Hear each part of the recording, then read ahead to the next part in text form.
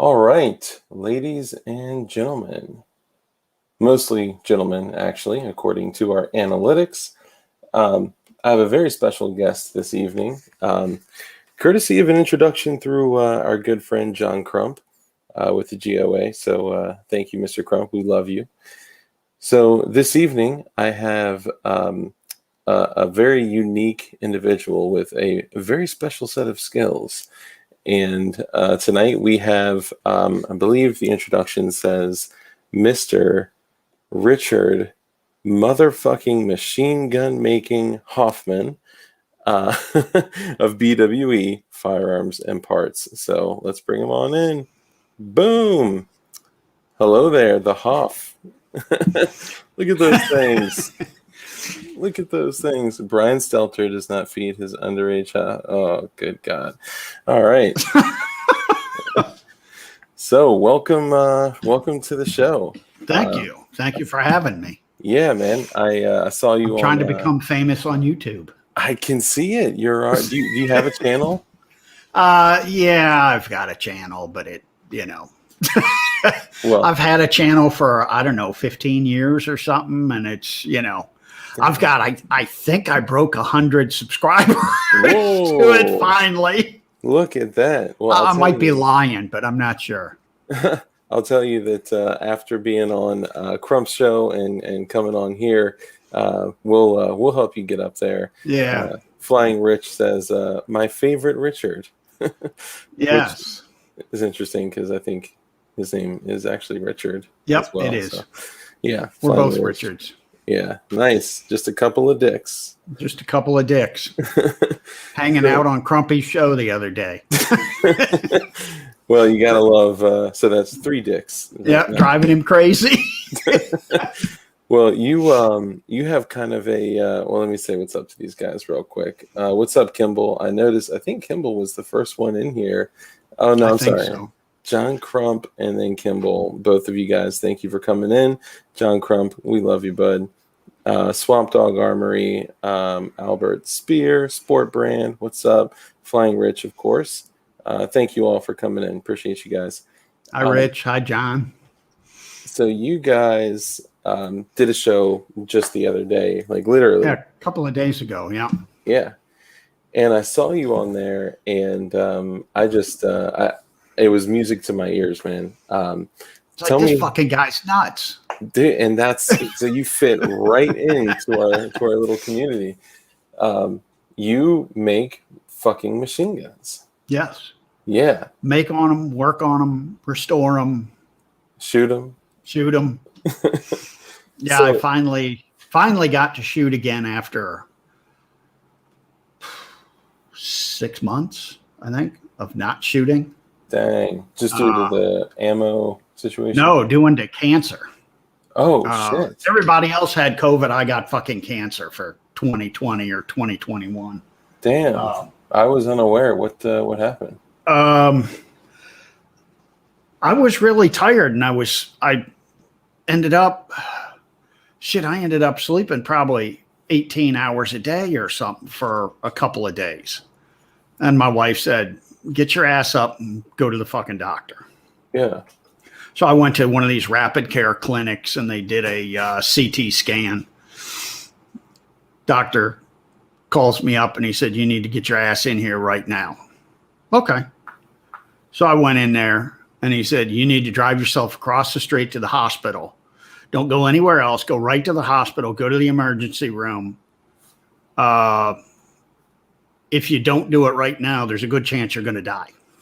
Wow. And I guess the down tube on my lower intestine was full of perforations, and they were from the cancer, and they were afraid I was going to get sepsis and die before I died from the cancer. Oh my goodness. So I've been dicking with that for 6 months and getting chemo, and they put a damn port right here in my chest. Really? For when I go in for chemo, they just plug the hose in there. Jesus. So you have like an open port that they it's it's sealed. It's under the skin. Oh, okay. So they just go into it with a needle, but that way they don't have to try to find a vein or anything else. Yeah. Is that safer and more, I guess, cleaner? It's just more efficient. Yeah. It's, because the port is probably the size of a quarter or something. So it's real easy for them to just take the needle and go, it's in. Wow. Wow. I was trying to find out, can I shoot with it? Because it's real close to where you put the butt of a gun. Yeah. And I heard like all kinds of different stories. Yes, no, maybe. Everyone said if you rupture it, you'll be dead before you hit the ground because the lead goes right into the sac of veins and arteries right above your heart. Oh my God. So they said if you rupture that, you're dead, Wow. So I'm shooting left-handed now. I finally got the courage to go out and test fire some guns, and I had to do it all left-handed. So, well, that's a good positive spin. Yeah, you get to become ambidextrous. Yeah, I probably will become real good at shooting left-handed. Oh yeah. I'm fair. I can hit maybe 30 or 40% of the targets left-handed because in the subgun matches I shoot in, a lot of times we have to shoot weak-handed. Okay. So luckily for that, I'm not used to it, but I can do it if I have to. Yeah. Dang. So what's the current status of your health? They just did a scan 3 weeks ago, and I'm about halfway through my chemo treatments. And the tumors have shrunk about 30%. Okay. So the doctor's I said, okay, they shrunk. Is that good? Is that not good? Is that, what are we looking for here? And she said, that's really good. She said, if they had stayed the same, that would have been good. But she said, since they're shrinking, that's really good. So, damn. I mean, and I owe too much money to die anyways. So, Yeah, right. And you have way more machine guns to build before you. Yeah. Damn. Well, man, I got to give it to you. Your spirits are awfully high. You're positive. There's nothing else you can do. Yeah. It's every other Wednesday, I go in for a chemo treatment, and it's like a 6-hour treatment. Jeez. Then I got to carry this stupid pump around with me for 2 days, pumping poison into me. Wow. And I don't dare come out here to the shop when I've got the pump on because, the damn bag is like this big for the pump. Is it like the size of one of those MP5K briefcases? Yeah, pretty much. And, it's on a fanny pack. So I look stupid as hell, with this big, massive fanny pack on. Dang. But then there's the hose that goes up and goes into my shirt and then into my chest. Jesus. And I'm afraid with all the handles sticking out and everything else, I'm afraid to get the damn handle hooked on anything and pull it out of my chest. Yeah, because you're not exactly just punching pins and fitting parts. You are fucking machining shit, welding shit. Yep. Well, there's a couple folks in here too that that's right up their alley. So I think a lot of people are going to see a lot of value in what you do. Yeah. I'm glad to hear that you're doing better. We're doing better. We're going to beat this shit. Hell yeah. And if you need anything, man, honestly, reach out. I appreciate it. Yeah, if you want to do an event, me, Crumb. I'm trying to get because I had no insurance when this all started. Damn. And I'm trying to get the hospital has a bunch of programs for if you don't have insurance and you don't make a shitload of money. Yeah. To write off all or most of the bills. So they keep telling me, it takes about 8 to 12 weeks. And it's been like almost 6 months or something. It's Yeah. like, can you give me an idea? Maybe. Yeah. Well, the problem is that every time you check in, it takes 8 to 12 weeks. Yeah. So, And, I've got insurance now. The hospital was able to get me really good insurance, really cheap. That's awesome. Because they didn't want to foot the bill. So they said, yeah, we'll get you insurance. Don't worry about it. Yeah. But I got all the back bills. What was the one bill? I think the one bill came the other day. Oh, $455,000. Damn. Thanks a lot, guys. Wow. But then they marked it down because I didn't have insurance. Mm-hmm. They marked it down to, what was it, 50,000 or something? I've heard of that. It's like, holy crap. Yeah. I mean, they basically inflate their costs because they know insurance will pay. We'll pay for the it. majority. Yeah. It's crazy. It's nuts. It's all a racket. It's all a game. And then people don't have the, all this other bullshit alive, this consumerism life that we've kind of, all been a victim of leading. Yeah. We're talking about somebody's life, fuck the money, fuck the bed, fuck the machines, do what you got to do. But I commend you for, keeping on and doing what you're doing. And, it's the only thing you can do, You'd be surprised, man. Most people take it as a death sentence and Well, when I was in the hospital, for 2.5 weeks. Some of that is the one machine kept breaking down and they couldn't get me in to get a scan done. But the one doctor came into my room and he's like, "Oh, well, you only have a 14% chance to live past 3 to 5 years." I'm like, who the fuck are you? And get the fuck out of my room before I kill you. Damn. And he was one of the oncologists, one of the cancer doctors. And I'm like, I told the nurse, I said, you keep that motherfucker out of my room. I don't ever want to see him again. Yeah. And one of the other cancer doctors came in that was on the team. Mm-hmm. And she said, if you look at the statistics, only 14% of the people last past 5 years. And I'm like, well, those are pretty shitty statistics. And she's like, well, talking to you, I could tell you're already going to make it. You're going to be one of the 14%. Yeah. She said, you got the right attitude. You're positive. She said, the problem is, and I see it all the time. I tell somebody they have cancer and they just roll over and die. Yeah. Oh, I guess I'm dead. And I go in for the chemo treatments. Mm-hmm.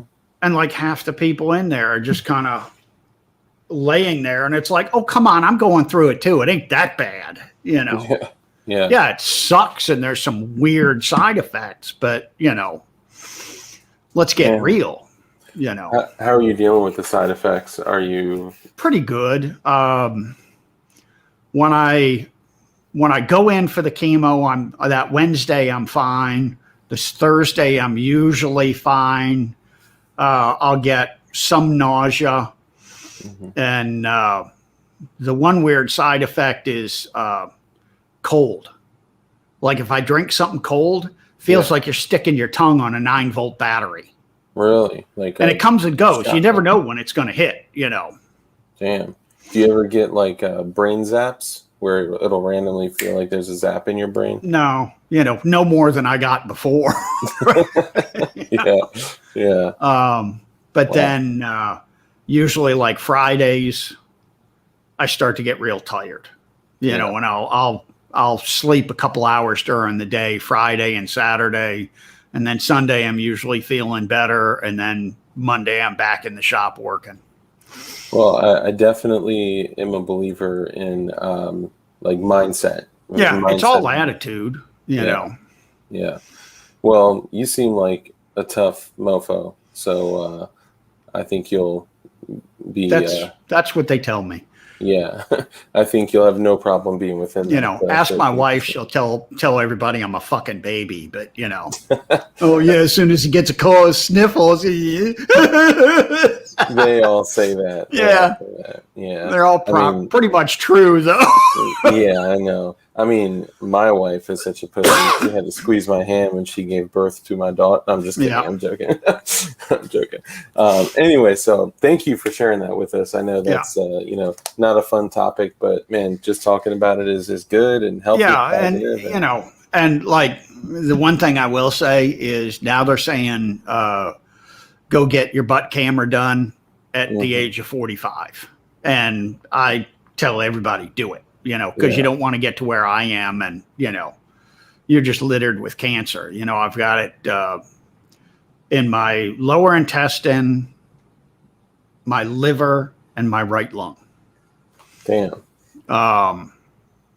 And they're all shrinking, or because I think the one in my lung is not shrinking, but it's becoming more opaque. So, and it's like, is that good? I think. And they said, yeah, that means it's breaking up. So good. Well, kill that fucking cancer. Yep. And don't let it. I go every 2 weeks for my poisoning. Yeah. Yeah. Well, I think you'll be at the very top percentage of that 14%, without a doubt. Yeah, I'm gonna, I'll beat this. Yeah, hell yeah. Well, tell me, you've been doing this for over 4 decades. Yeah, making guns. Well, okay, I went to gunsmith school in 84. Damn. I went to gunsmith school, and I was there for about 18 months to 20 months or something. But I had my first gun business when I was 10 years old. I was reloading for a couple of people for skeet shooting, and that's how I made my money to shoot. Nice. 10 years old. 10 years old. Damn. That's awesome. Bought a reloading press and went to it. You were reloading shotgun holes? Shotgun shells, yep. 12s and 20 gauge at 410. Nice. So you kind of were introduced to it as a kid, or was my parents got divorced when I think I was 4 or 5 when I guess I was like 3 when they got divorced. But my grandfather was an avid skeet shooter. Okay. And started taking me out every weekend to shoot when I was about 9 years old. Nice. So you've been wearing a shotgun for 115 years. I'm just kidding. Yeah. And it just, it was funny because when I was a kid, everybody, oh, well, what do you want to be when you grow up, Richard? And, everybody, oh, I want to be a doctor, or I want to be a fireman, or I want to be a cop. And it's like, I want to be a freaking gunsmith. Nice. How fucking cool would that be? Was that what you were actually saying at that age? Yeah. And then as I got older, listening to my parents and everything, oh, that's silly. You can't do that. It's like, fine. My parents wanted me to go to college. So I went to college, and I was studying wildlife management. And I was hoping to get a job up in Maine. And my first year there, Maine laid off 75% of the game wardens. Wow. And it's like, well, I guess I'm not doing that. And made some calls, and they said, yeah, we guess you're not doing that. Damn. Find something else to do. Wow. So I was flipping through an American Rifleman, and there was an ad for Pennsylvania Gunsmith School. Okay. And I thought, if I'm going to be out of work when I get out of school, I might as well be out of work doing something I like. Yeah. So I called my parents and I said, I'm leaving college. I'm going to gunsmith school. And they weren't happy, but, fine, whatever. Say, how did they take that? Not great, but not horribly. Yeah. Well, I think back then, just a quick note, I think back then a little bit more kids were a little more responsible, and I think given a little bit more flexibility for decisions back then. Yeah. Nowadays, kids are just fucking stupid. Oh, I know. They just, it's like, hello, what the hell are you thinking? Yeah. And I'm only in my mid 30s, but I'm still a kid myself. I mean, Christ, I get them coming in here all the time. Mm-hmm. Oh, I want to be a gunsmith. Okay, what are your skills? Well, I don't have any. I want you to teach me. Okay. This is their skills. Yeah, that's their skills. and they, I mean, I've had them tell me, well, I want to make, $80,000 a year. And it's like, oh, good fucking luck with that, Yeah. For what? No, you ain't going to do it here. Mm-hmm. And I've had guys come in like armorers from the military. So as I'm talking to them, I tear apart an M16, lay it all out on the bench. Okay, put it back together. And they just look at me with a stupid look on their face. You said an M16? Yep. Oh, nice. And these kids can't put together. They can't put it together. And I stripped the whole thing completely apart, talking to them, standing in front of them. So they're watching me do it. Dang. And I mean, half of them are like, oh, well, I can't do that. And it's like, are you going to try? I'm sitting here changing D-ring handguards with my bare fucking hands. Yeah. And God, I got somebody like, here. Mark Martin, thank you for the super chat. He says, good evening. Good evening. Good evening. Oh. Thank you for the super chat. But, it's like, you're not even going to try.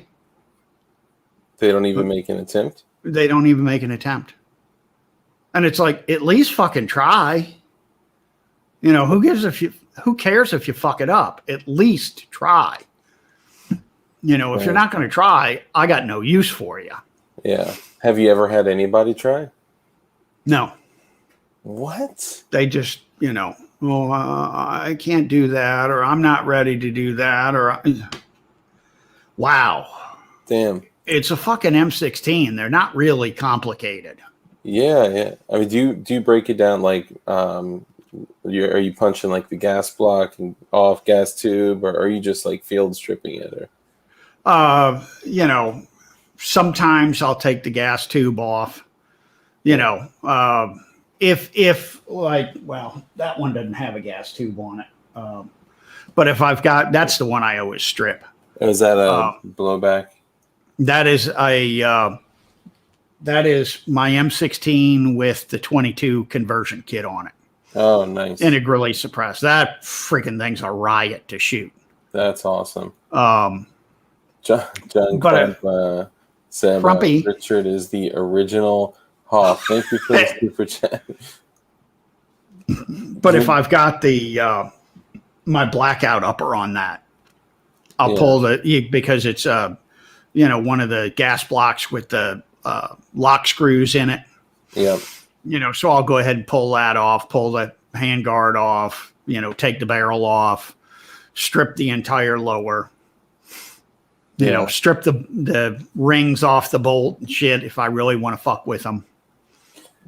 I would think that, anybody that would come into you would at least like be so like, I don't know, like at least as a hobby, you're building guns, you're at least familiar with basic stuff before you come in asking for a job. Yeah. Without being able to offer anything. I mean, when I was young and I was looking at getting into actually, I'll give this example. I wanted to get into the firearm industry, so I went to all of the local gun shops in my area, and there's a couple that are like, really big. And I went in professionally dressed with a professionally printed out resume in a really fancy resume folder. Like I literally went out and purposely bought really nice resume paper for the, like, I made a whole, Yeah. put on The a whole whole show. 9 yards. Yeah, and I went out, introduced myself, shook hands. A lot of them knew me already, and they hadn't really seen that part of me before. And I delivered them my resume, and I basically, it was a bust. I got nothing, and I ended up coming back to two of them, and I told one of them, "Hey, I will literally come and work here at no charge for free because I want to come in and just be a part of this. I want to learn Yeah. and grow and develop." And that's where I learned a lot, like how to assemble ARs, how to assemble Glock. So I guess it's not building, right? And, Yeah. Glocks and ARs is primarily what I do, but I don't know. It's kind of interesting. It's a little different than what I'm hearing from the kids nowadays. Yeah. I mean, they all want to start at the top. And it's like, look, it's taken me 40 years to get here. Yeah. Dang. So from there, what did you do? You took the, what was it, Pennsylvania gunsmithing? Pennsylvania gunsmith school. Okay. And went through there, and that's when Chief was still alive. The one owner, his son runs it now. Funny story about Chief. The one day I had come back early from lunch, and I was sitting there cleaning something, and I had a bottle of Hoppies on my bench opened, and there was almost nobody in the shop. Mm-hmm. And Chief comes walking through, kind of passes me by partially, like one step past me, mm-hmm. takes a step back, picks up the bottle of Hoppies, and he was like 65 at the time, sticks it up to his nose and just goes, puts it down. He said, oh, God, I love the smell of Hoppies, and continued walking on. And I just lost it. It's like, God damn, that is so fucking funny. Wow. That shit it has a very nostalgic smell. Oh, yeah. I will say, like, but, finished there, bounced around the country for a couple of years. A lot just, okay, I'm not ready to settle down. I'm not ready to do much. So, threw my tools and my clothes in the car and would just drive until I was out of gas, and then go to some gun shops and, hey, I'm a gunsmith. You need some help for a while. Then when I got tired of that place, I, filled my car up with gas and drove till I was out of money and start over again. Nice. So you kind of had experiences all over the country? The farthest I went was Texas. So okay. I went, Ohio, New England, down across to Missouri, Louisiana, Texas, and then back up to Ohio where I was from. Did you ever run into or work for or with any very well-known or, famous folks? Probably the most famous one I worked with was Sam Cummings at Firearms in the 90s. Nice. I had gone back to Ohio, met my wife. We got married. We were married for about a year. Mm-hmm. And I said, I really want to, kind of get back into the, I want to work for a big company. Yeah.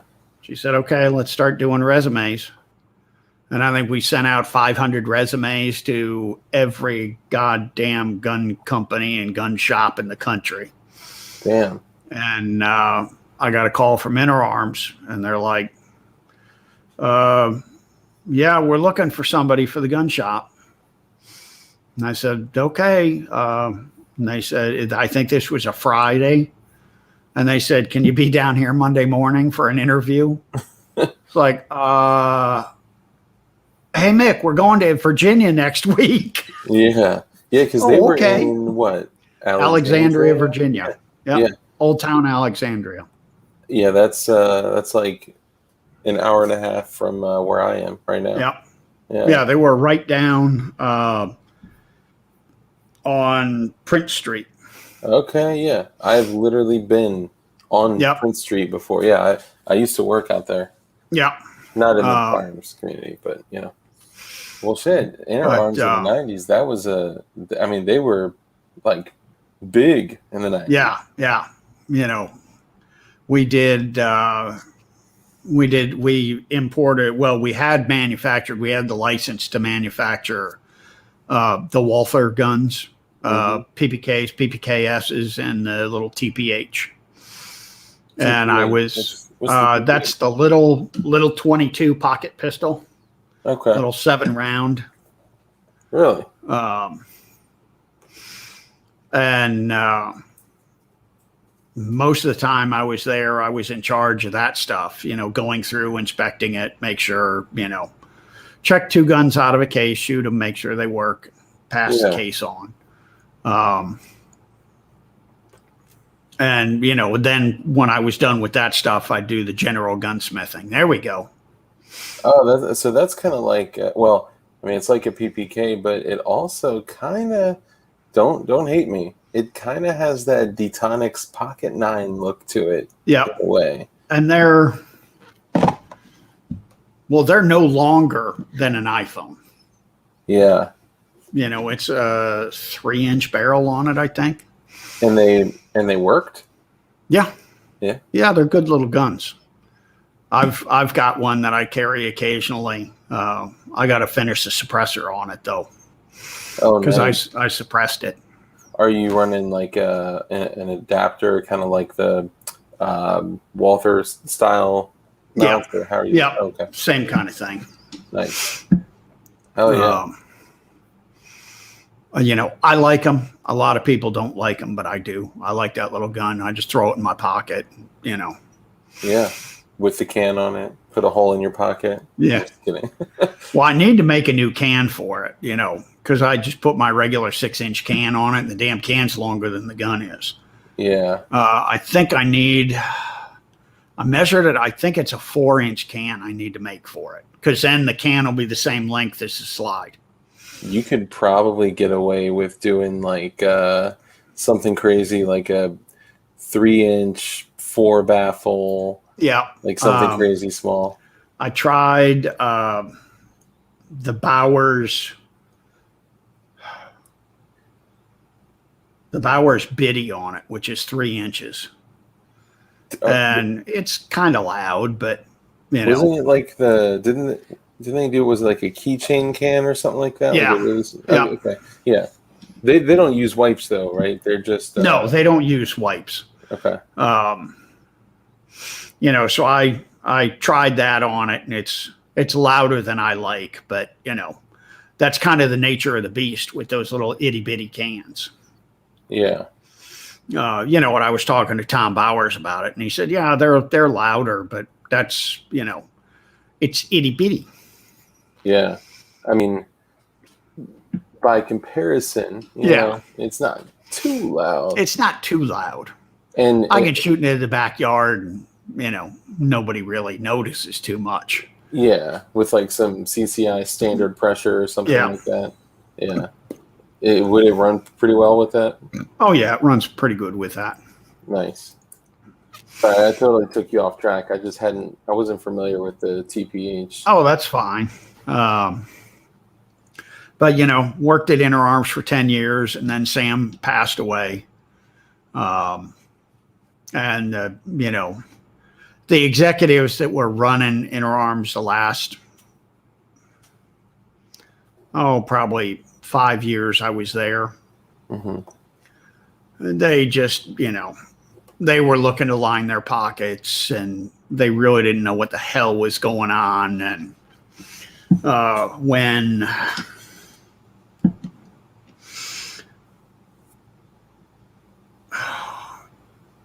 when was the Clinton gun ban? 96? 94 to 04. 94. So it was probably 2 or 3, maybe 4 years after that,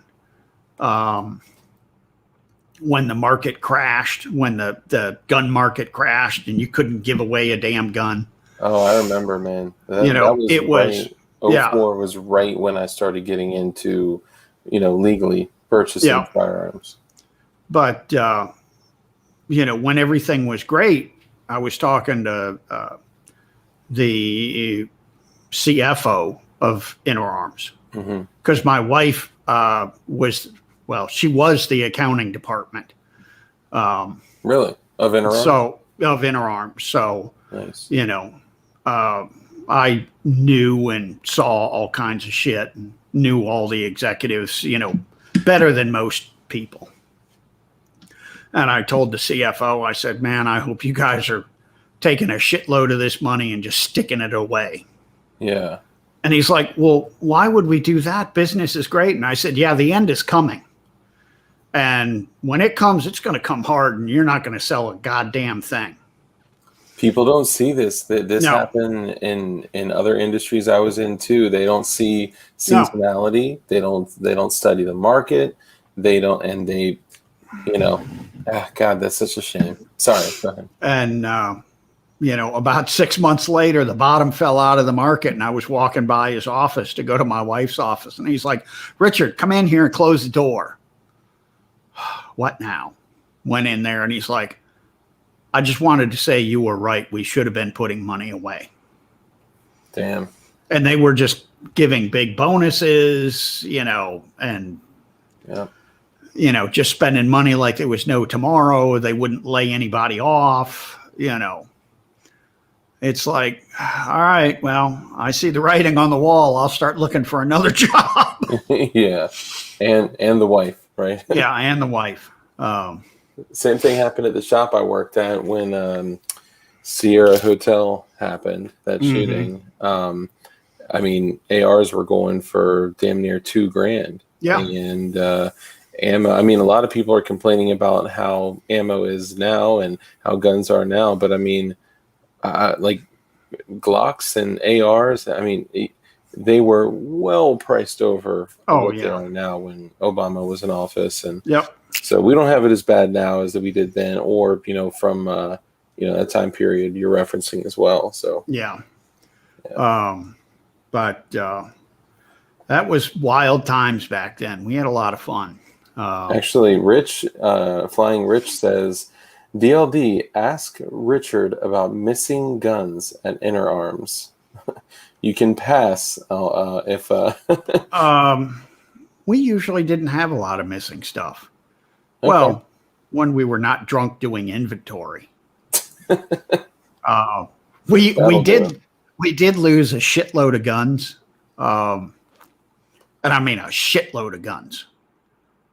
The 1 year ATF came in to do an inspection, and it's like, okay, you're supposed to have all these fucking guns. And it was all oddball shit. Did they take them? No, they were all up on the third floor at Inner Arms in boxes and shit. Somebody had moved them up there, and it was like onesies and twosies and stuff.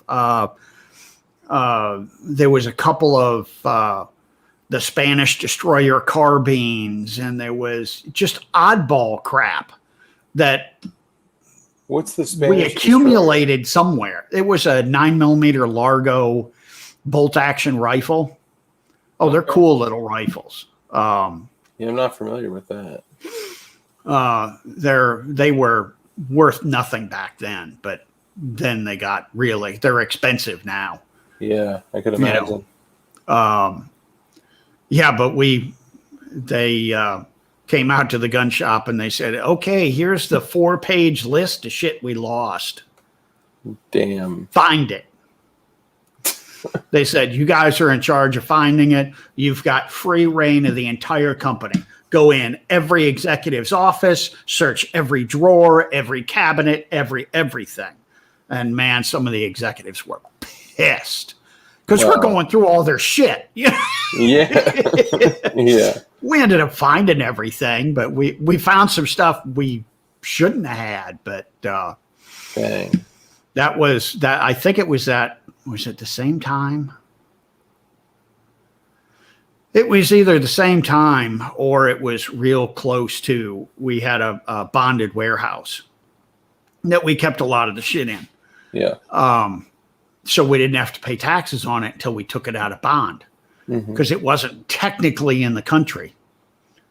Well, there was a a crate, probably 4 feet tall, 4 feet wide, and I don't know, 8 foot long or something, 8 foot long.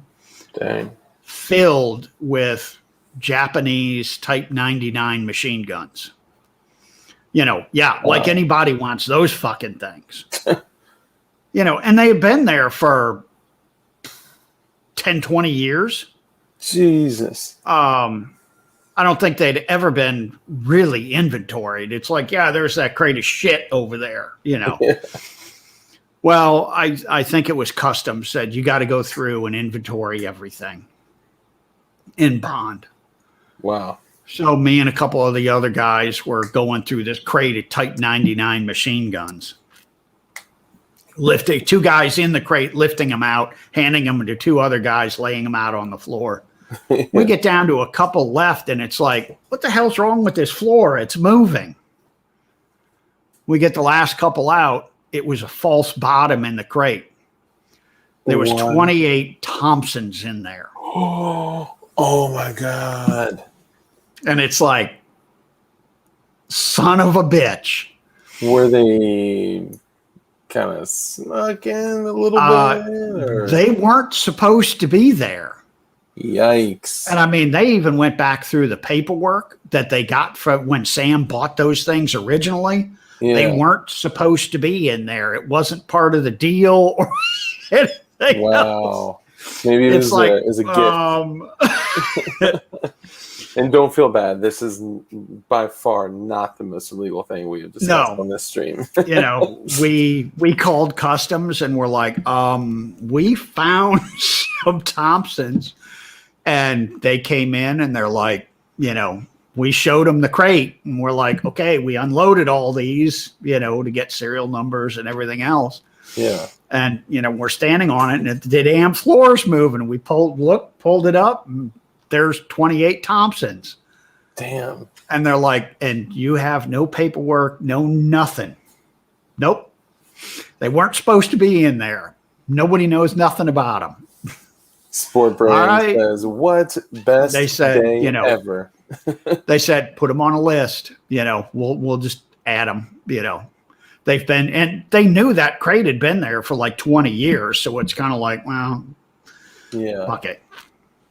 Wow. And we were trying to, in the gun shop, we were trying to get it where we could buy the Thompsons and cut the receivers.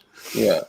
Because we couldn't bring them in. We couldn't legally bring them into the country. This was, in the 90s. Yeah. And it looked like they were going to let us take them and cut them into parts kits and buy the parts kits. Mm-hmm. And they said, we got to give one, Sam gets first pick any of the Thompsons. If he doesn't have them in his collection, they go there. Yeah. And then some of the other executives, and then you guys will get last pick. And this took like 2 months to work out that kind of deal, us begging and pleading and, do we have to get down on our knees to make this deal go through? Yeah. And so then the head of the warehouse went down to look at something in bond. And he just stuck his head into the bottom of the crate to count how many Thompsons there were. Mm-hmm. And there was only like 10 in the crate. And half of those were stripped. And it's like, what the fuck is going on? And he blew up. He thought we were doing it. And we're like, no, we haven't touched them, And it turns out one of the executives was going down to bond when nobody was around, taking a bunch out, taking them to his farm, which was just illegal as fuck to take them out of bond. Oh my God. Stripping them and bringing the receivers back. What? It's like, holy fuck. They weren't even technically in the United States? No, they weren't. They were not supposed to come out of bond. Wow. Damn. That's crazy. And it's like, They would occasionally let us take stuff out of bond without logging it out. If like we got a bunch of Star pistols in the one day, new made Yeah. Star pistols. I was gonna say you guys used to bring in a lot of like. Oh yeah, we Star. brought in Walther, Star, Norenko, Rossi. Yeah, a lot of Rossies. And what the Lugers, Mausers? Yeah, we did some of the Mausers. We did a whole bunch of stuff. When I was there, we did 65,000 smellies we bought from the British government. Smellies? What's that? SMLEs, the British bolt-action rifle from World War II. Oh, I think okay. they were, what, Mark IVs or whatever the hell they are. We just called them smellies. Are those kind of like the Arasakas? No. They're the British World War II battle rifle they used in World War II, that big old full-length stock bolt gun. Okay. Yeah, we got 65,000 of those we bought from the British government. Jeez, when they crazy. finally decide to get rid of all their smellies. Yeah. And man, there was all kinds of neat stuff in there. There was most of the smellies, the majority of them were in 303 British. We found maybe 50 of them that were in 308 that had been converted to 308. Really? And we found maybe 100 of them, maybe 75 that had been converted to 22 long rifle as target rifles. What? With the Redfield Globe peep sights on them, front and rear peep sights. That's awesome. Yeah, those didn't last too long. We bought those up and snuck them out. Yeah. We got in trouble for that too. Yeah. Did the guy that was taking all the guns to his farm, did he get canned? Nope. What? Nope. Wow. Bring them all back. Bring them all back. Shut up. Nothing ever happened. Did he bring them back? He brought the receivers back. Kept all the parts kits, the prick. Wow, that's super foul. Yeah. I do have a question. At Inner Arms, there was some, and I may be mistaken, so bear with me. There's some level of naivety here. There was some relationship at some point between Intratech and Inner Arms, right? And didn't you guys bring in some Tech Nines? No, we did not do any of the Tech Nines. Okay. Maybe and it could have been before I was there. Okay.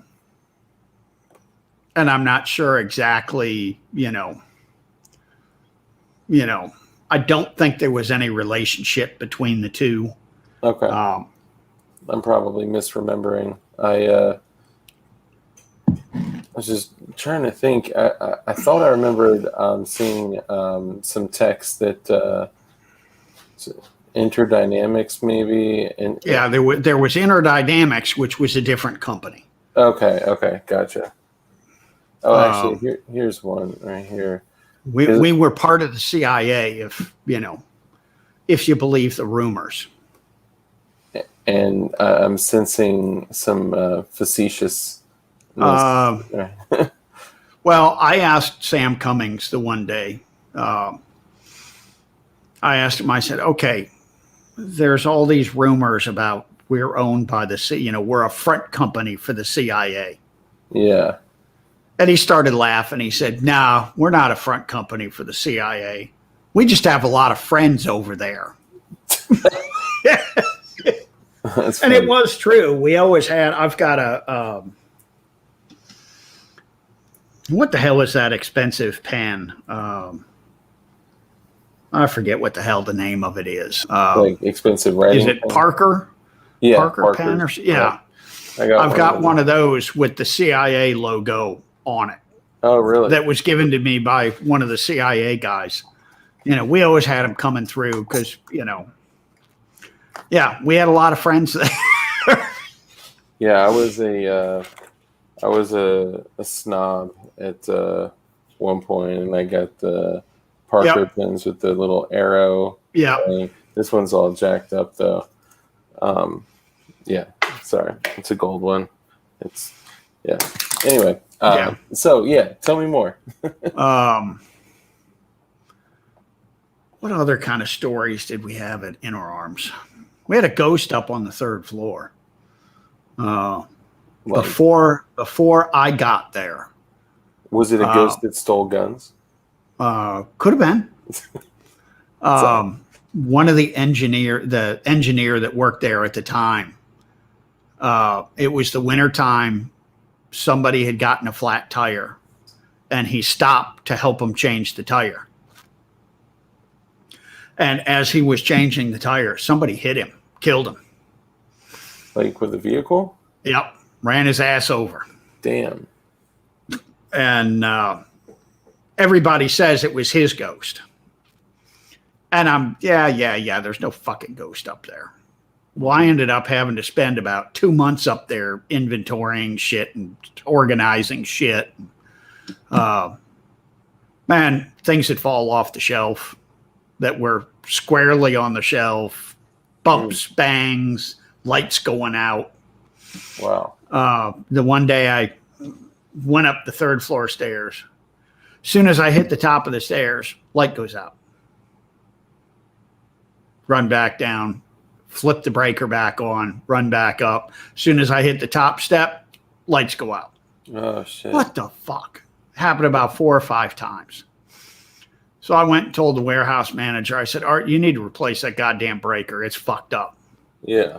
And he said, I just replaced that breaker a month ago. Damn. There's nothing wrong with the breaker. Wow. I'm like, well, what the hell is it? He said, it's the fucking ghost. Did you ever feel like there was kind of like an energy you did. up there? And after that, I went upstairs and I'm like, the hell, I can't remember what his name was. But I'm like, hey, Mr. So-and-so. And the light stayed on. If I didn't say hey to him, the lights would go out. If I said hey to him when I got out there, the lights would stay on. That's creepy. It's like, that's fucking weird. Yeah. I will say I never was a believer in the whole like paranormal shit. I always thought that people used it as an excuse for something, kind of like a red herring. But I had an experience over the course of several years in one of the homes that I lived in, and I'm a believer now. Yeah. Under most people make that shit up, but yeah, I've experienced similar things. Yeah. It was pretty weird. Yeah. So you had a ghost. You had guns go missing. Ghost, did someone die there or? No, it was, the building was 100 and some years old. Yeah. So I'm sure somebody did die there at one point, but not on your watch. but not on my watch. But we just did some weird shit back then. Yeah. Did the stars that you guys got, I've never really had good luck with them. Did they generally work? Yeah. They were fairly good guns. The star, the little compact 9mm and 45s. I think it was the M43, the M40, and the M45. The ones that were like a little more modern looking? Yeah. They would, the slides on those were cast. And I think they were too thin because we would get some back where the slide would crack. Okay. But I mean, like when we first got those in, when they sent us the prototypes, I was working with the engineer at that point, and here, take this, go break it. Yeah. And I'd put the idea was to put 5,000 rounds through a gun as fast as I possibly could. Oh, wow.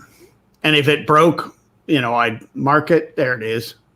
I'd mark it, go get another one if we had more. Usually they'd send us 4 or 5 prototypes. Yeah. And then I'd start over again. I broke a lot of guns. Not many guns will go 5,000 rounds.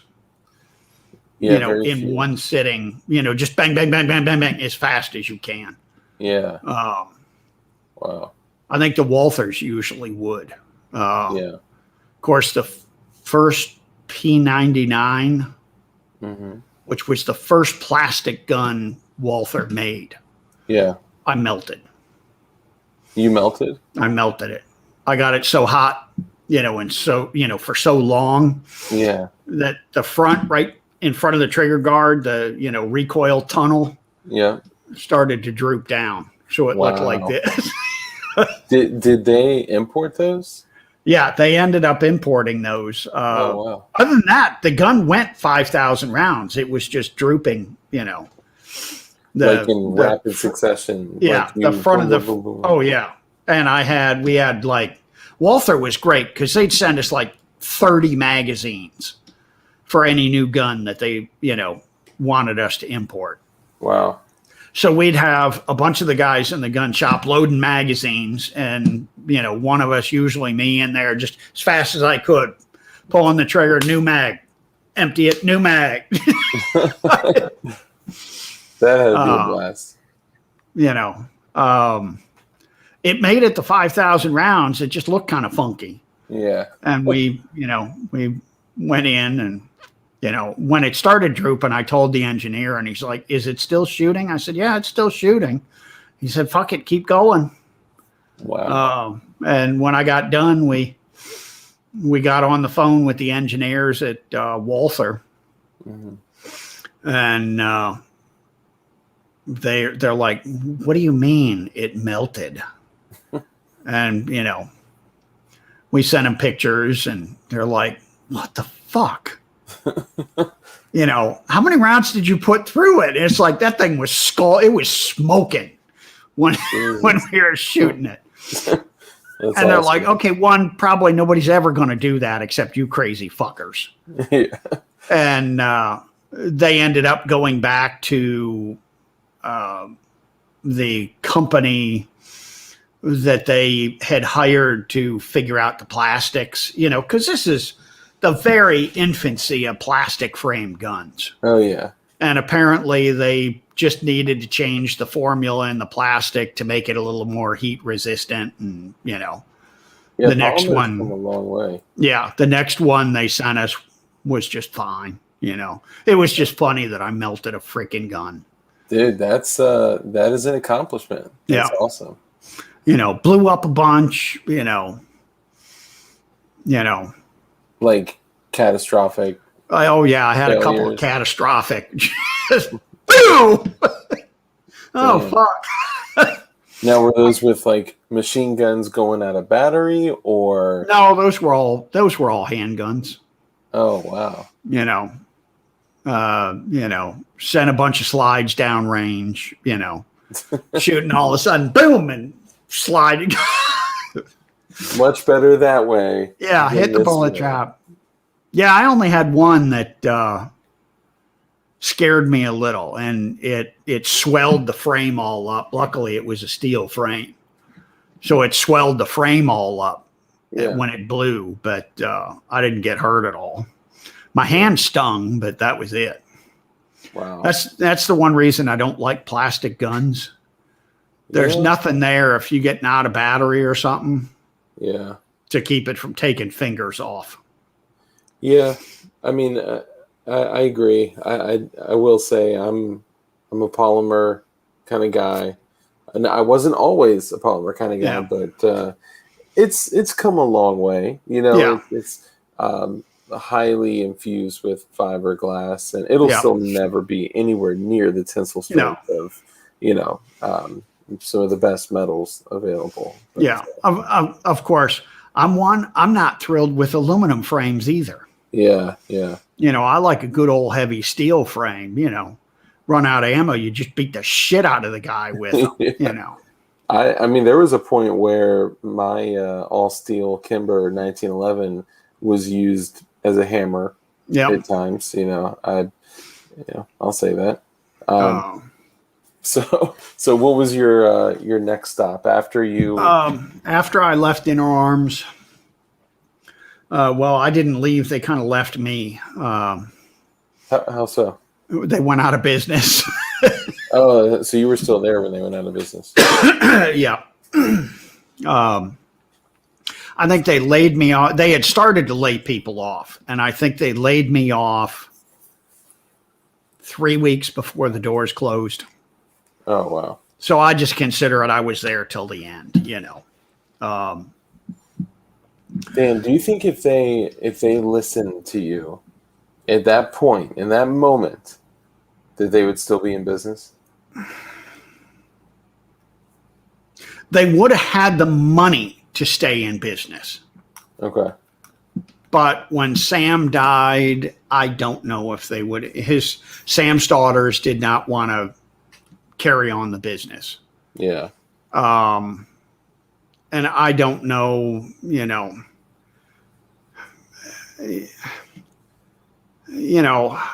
how a lot of executives are, they're if they don't own the business, they're less concerned about the business. Yeah, for sure. It seems like there was some little negligence, a little. There was. Yeah. But now,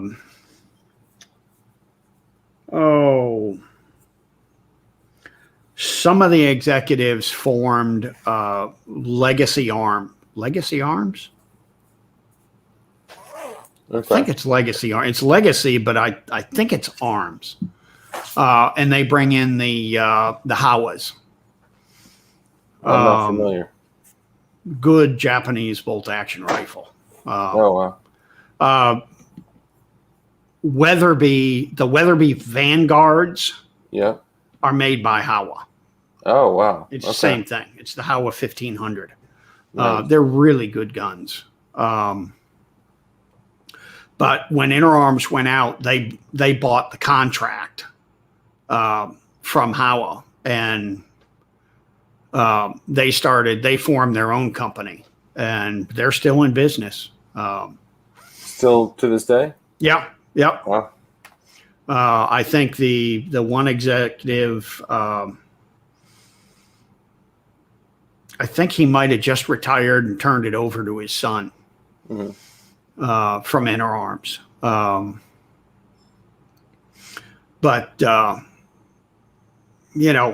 it could have survived. Yeah.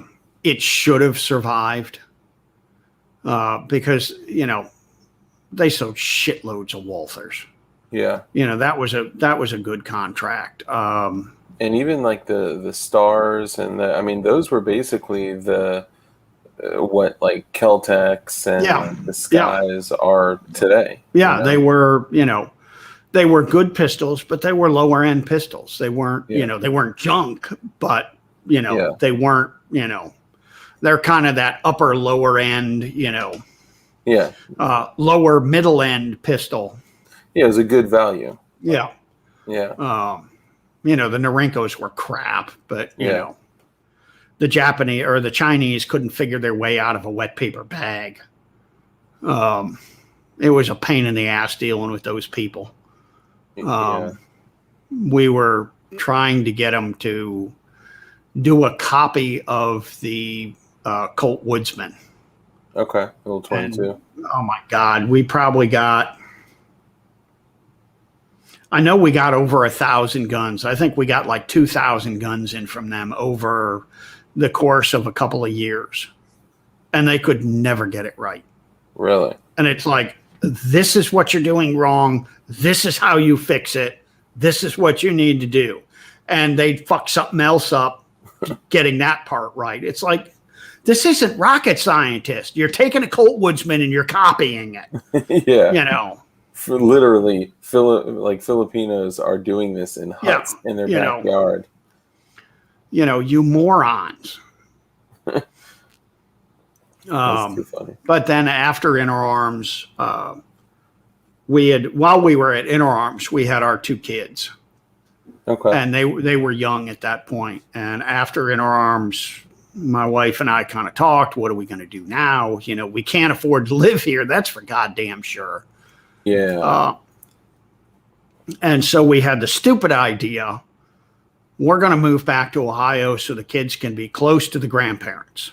Hold on. I'm sorry. Really quickly. Do you have a guess at what those row houses in Old Town Alexandria are going for nowadays? The last time we looked, it was a couple $1,000,000 or something. Yeah. Yeah. It's crazy. Yeah. It's insane. It's Sorry. My apologies. And the funny thing is, when Sam bought the building down there, yeah. he bought King Street from Prince Street? Or no, he bought on Prince Street. He bought from King Street all the way down to the end of Prince Street. Damn. All the way south. He bought literally that whole street. Wow. Which was a mile long, 2 miles long, and he got it for nothing. Yeah. Nobody wanted it in the 50s. It was a shithole. Yeah. I mean, and he just bought it and then sold it off slowly and, made crap loads of money. Yeah, I mean, that was a very industrious area. And over that time frame, from the 50s to like the early millennium, I mean, even when the metro came there, it was like, like those row houses were in the 300s. Yep. And it was like 800 to a million. Yeah. And then now, 1.5, 2 million, 2.5. I mean, it's crazy. These are townhouses. Yeah. I mean, our house the house we bought down there was in Woodbridge. Okay. Yeah. And I think when we bought our house, it was like 190,000 or something when we sold it, I think. Wow. And my wife looked it up a couple of years ago, and it was like $875,000. Yeah. It's like, that's just insane. Don't look it up now because it's likely even worth even more. more. Yeah, it's crazy. It's crazy. So we went up to Ohio for 4 or 5 years, and that just went over like a fart in church. And I was working on building 22 caliber Gatling guns at the time. Nice. And we did SHOT Show in Orlando in right around 2000. Okay. Probably 2001, 2002, maybe it was 2002. Mm-hmm. And I told my wife, I said, the kids are young. SHOT Show's in Orlando. Let's go down. I'll do the show. You do the whole Orlando thing with the kids, Disney and Universal and blah, blah, blah, blah, blah. Yeah. And we saved up some money, we saved up a shitload of money because SHOT Show's expensive as fuck. Yes. I think the last time I did SHOT Show, and this was 10 years ago or something, it was $20,000 to do SHOT Show. Yeah, that's crazy. Yeah. And so we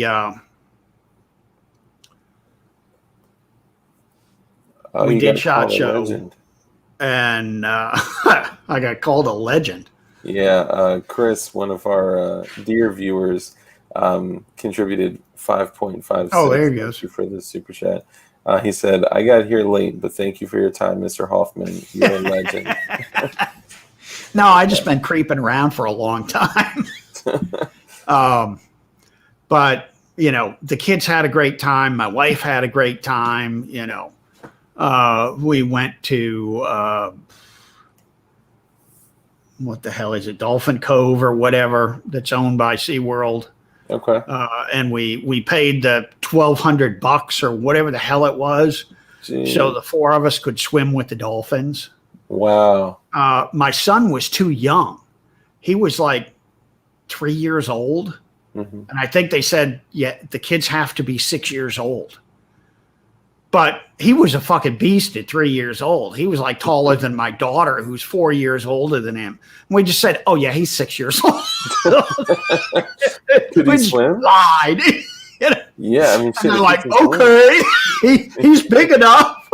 Yeah, shit. If he can swim, man, shit. Fuck it. And we're like, when are we ever going to be down here again? Let's just go wild and do the whole thing. Yeah. And everybody loved it down here. We were so close to just calling a moving company and saying, we're going to send you our house keys. Just go pack everything up and we'll find a house. Yeah. And we, okay, we can't do that. We got to go back. And as we were driving out of the state of Florida, it started to rain. Mm. And my daughter, who was 6 years old, I think at the time, said, oh, look, Florida's crying because we're leaving. Oh. It's like, oh, God. Damn.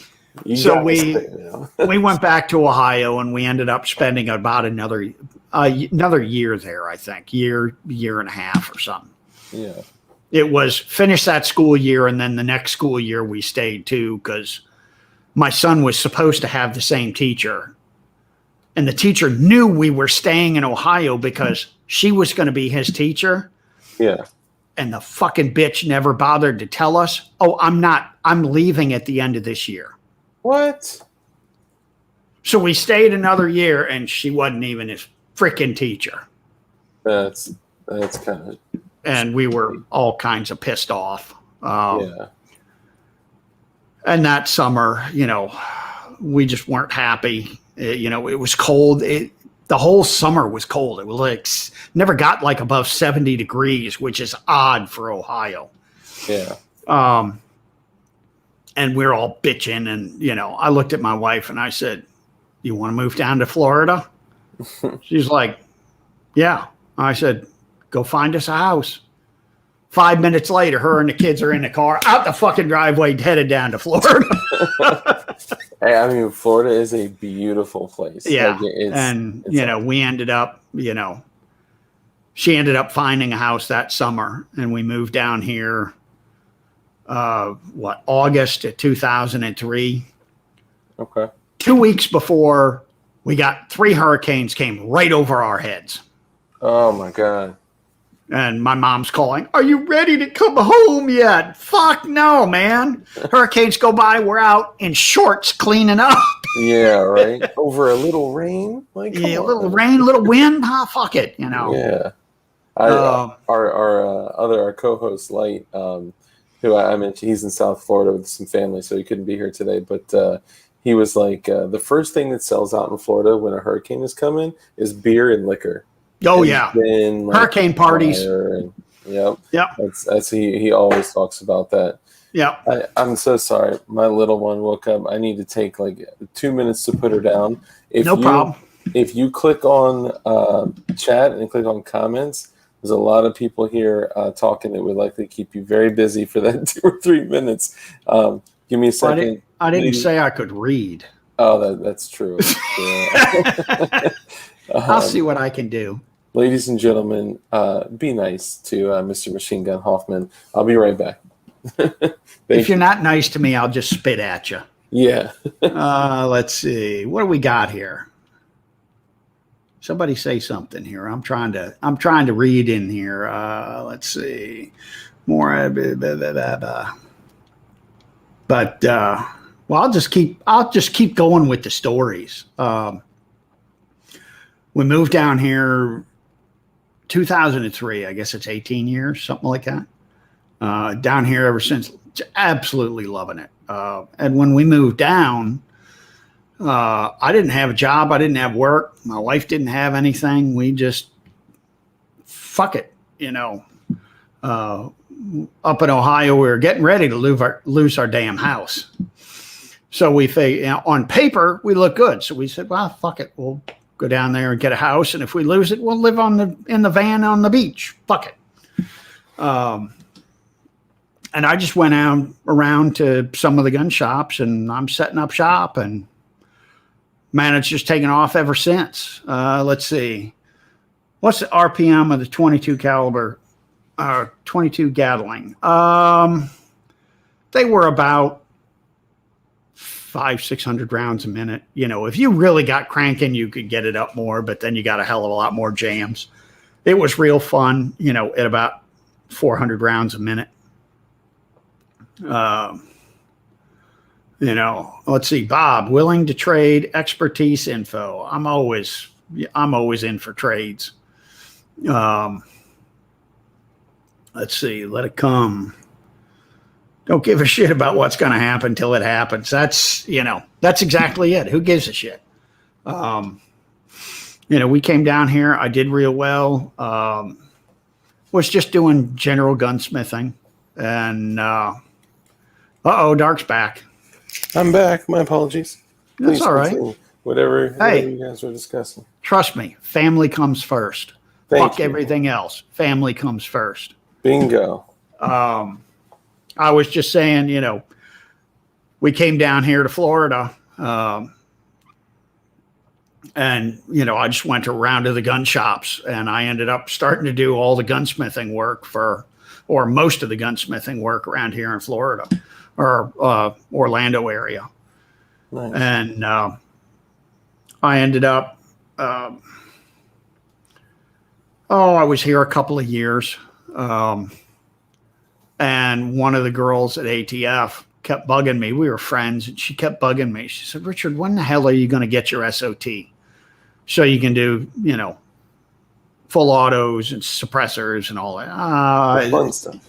You know, yeah, I want to do it, but it's too much paperwork, and, you know, it's a hassle and everything else. And she kept bugging me for like 2 years. She bugged me. Yeah, one of these days I'll get around to it. Finally, she shows up at my doorstep with all the paperwork filled out. She said, write a check for $500. Give it to me. I'm going to put it in an envelope with the paperwork here, sign here, and I'm going to send this off for you. Wow. So it's someone in the ATF who's actually firearm friendly and encouraged you. Yes. To make mission. Wow. Look how far she actually ended up running the Orlando office of ATF, at least the industry investigator group. She ran that office for, I think she was there for about 5 years. She was going to retire, and then they offered her that position, and, well, okay. You know, because it was a bump in pay, and, you know, she'd get more in retirement and everything else. She did that for about 5 years. Yeah. And then she cut out on me. Almost didn't even tell me. I called in to say hi the one day, and she said, oh, it's a good thing you called today. Tomorrow's my last day. What? It's like, what? You can't retire. You're not allowed. She did anyways. Damn it.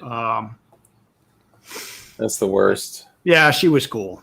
Yeah, it sounds like she actually gave a damn. Yeah, she gave a shit, and, you know, she'd like, the one day she was doing an inspection at one of the gun shops around here, and she's like, Richard, I needed to call you. She said, they've got this Mossberg 500. There's no serial number on it. It's like, she's like, it doesn't look like it's been removed, but there's no serial number. It's like, yeah, it's one of the first 2 years they started making them. Because they started making them in 66. Pre-GCA. And you didn't have to, you know, put serial numbers on stuff till 68. Yep. He's like, oh, thank you. You know, she'd call me with shit like that because it was easier to get a hold of me and get the answer from me than call Tech Branch. Well, and if they called Tech, they would have scooped up the gun. Oh, and, she said it's just easier to call you, and, you know. I got an old J.C. Higgins, it's a long story, but it's a very internet famous, specific, like that actual firearm was very internet famous. When I got it transferred to my shop, the barrel was exactly 18 inches. I'll say that. We had to measure it with a wooden dowel to the breech face. Yep. they spent about an hour looking for serial number. And I was like, guys, this is like from 1950 something. Like, Yeah. it's not on there. Yeah. So I still got it. But yeah, a lot of people don't know that. They're Yeah. not familiar with the GCA. A lot of the damn ATF isn't familiar with the GCA. Damn right. Yeah. It sucks when they come to do, the investigations, when the compliance checks. Because first I have to tell them what's legal and what's not. Mm-hmm. And then they do the inspection. It's like, why the hell am I telling you what's legal or not? You should know this. Yeah. Well, we don't deal with this stuff every day. I said, I don't give a shit. I have to know every goddamn gun law in the freaking country. Yeah. And I don't deal with California, but I still got to know the damn laws. Yeah. And the penalty is huge for a civilian. I go to jail. Or a shop owner, or in 07, 02, or I get to go to Club Fed for 10 years. Yeah. But if one of them forget a law, it's like, oh well. Yeah, no big deal. Yeah. No biggie. Yep. Yeah, it's crazy, man. But I was, after I got my SOT, somebody sent in an Uzi to be worked on. I was doing general gunsmithing at the time. Mm-hmm. More than general. I mean, I was still making parts and doing stuff like that. But, and somebody sent me a full Auto Uzi to fix.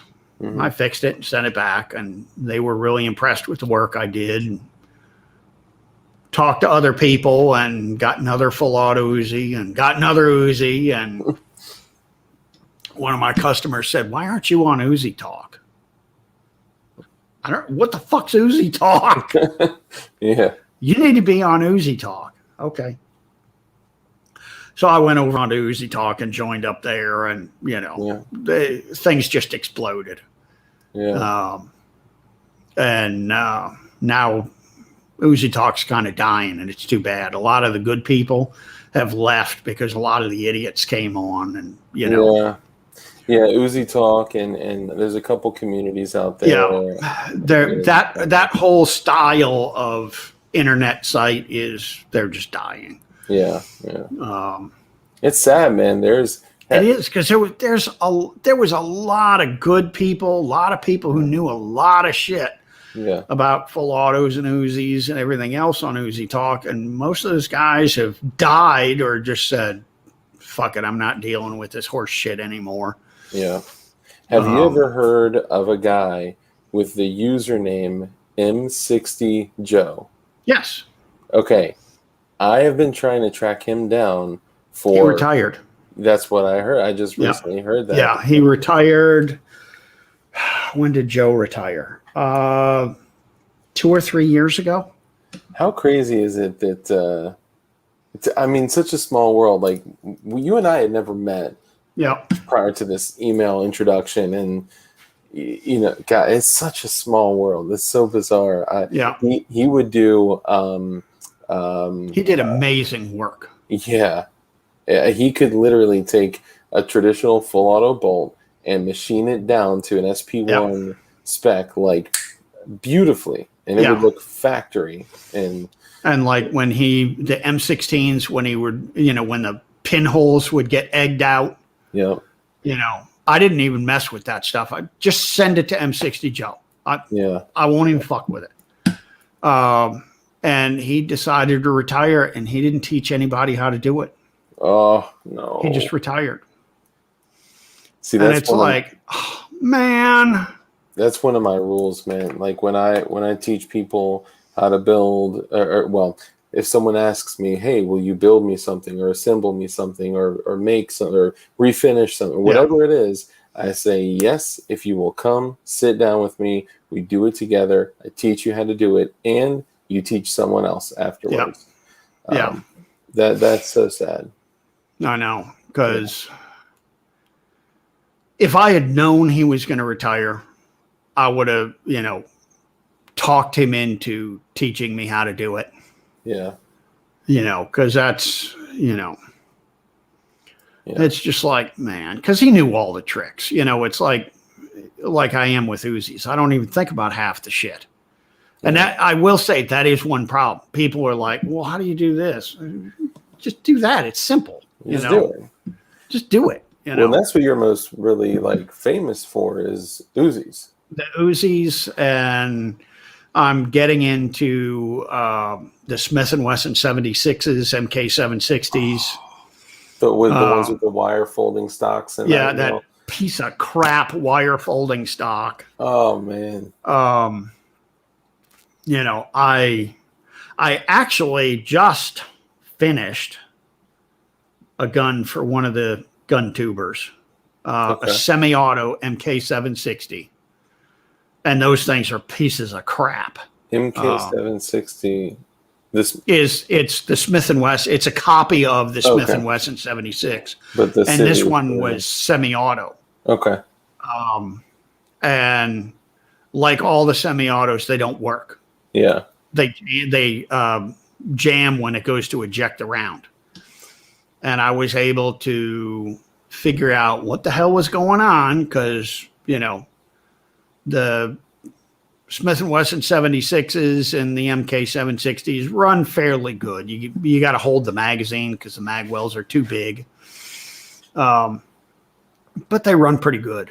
And I was able to figure out what the problem was, fix it, and I just fixed it. There's this bolt sitting on the table. I got to reparkerize it. Oh, underneath the muzzleloader? Yeah, I got it. There's the bolt. I had to weld it up.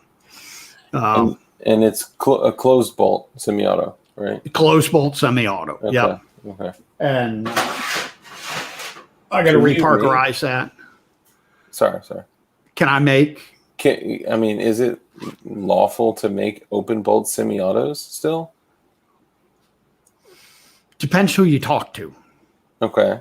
If you talk to most people, they say, "Oh no! It's illegal to make open bolt semi-autos." They're illegal to purchase.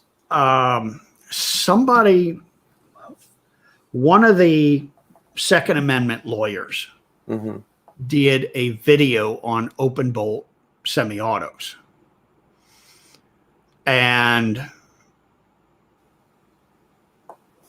he researched it and he said it's either three or four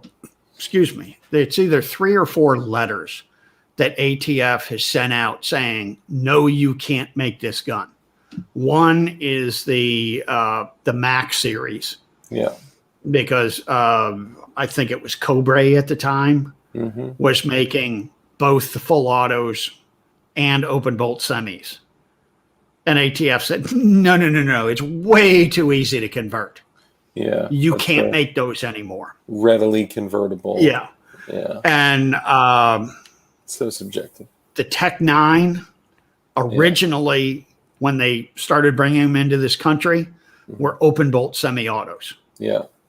And ATF said, no. It was designed as a submachine gun, and you just took the full auto setting off of it. Yeah. No, you can't do that. And there was one or two other guns that were the same way. But there is no law that says you cannot make a semi-auto open bolt gun. The idea, you couldn't take like an Uzi and make an open bolt because they're going to say it was a machine gun, open bolt, it's too easy to convert it. But like if you made a totally new design, semi-auto, there's nothing they can say. Oh, well, it was a full auto. No, it wasn't. I designed it as a semi-auto. Yeah. None of the parts are interchangeable with anything. Well, you'd get shit from ATF, but there's no law saying you couldn't.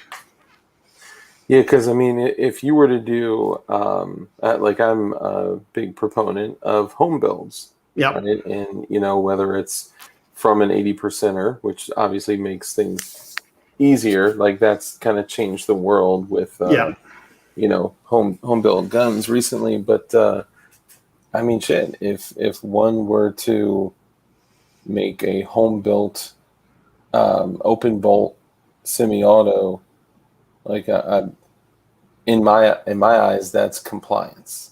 Right. If they take a Sten kit and make an open bolt semi-auto, yeah, they're probably going to go to jail. Yeah. But if they come up with a totally new design, ATF's going to have a hard time proving to a judge that it's a machine gun. Yeah. Yeah. Because there's nothing, before it that was a full auto. The only problem is the whole readily convertible BA. Oh yeah. Because I know anyone at ATF can take an open bolt and, not that I would want it for that reason, but I'm just kind of thinking out loud of how to comply with their their laws. Well, because of what I do, I keep trying to get them to tell me exactly what readily convertible is. Yeah. I want to know exactly what readily convertible is. It's too subjective. Well, and I said, look, I can take a block of steel and make a firearm out of it. Yeah. So tell me exactly what readily convertible is. And I finally had Tech Branch said, well, if you have to put more than 8 hours into it, then it wouldn't be readily convertible. And I said, okay, 8 hours from when to when, and who's 8 hours? Yeah. Well, what do you mean? I said, I'm a perfectionist. I will re-weld and re-weld and re-weld until it's perfect, till you can't see it. So by the time I weld something up, grind it down, polish it up, get it to where I'm satisfied with it, it's easily 8 hours. Well, I said, no, put it in writing. Yeah. I want it in writing. They would, and never. They never will.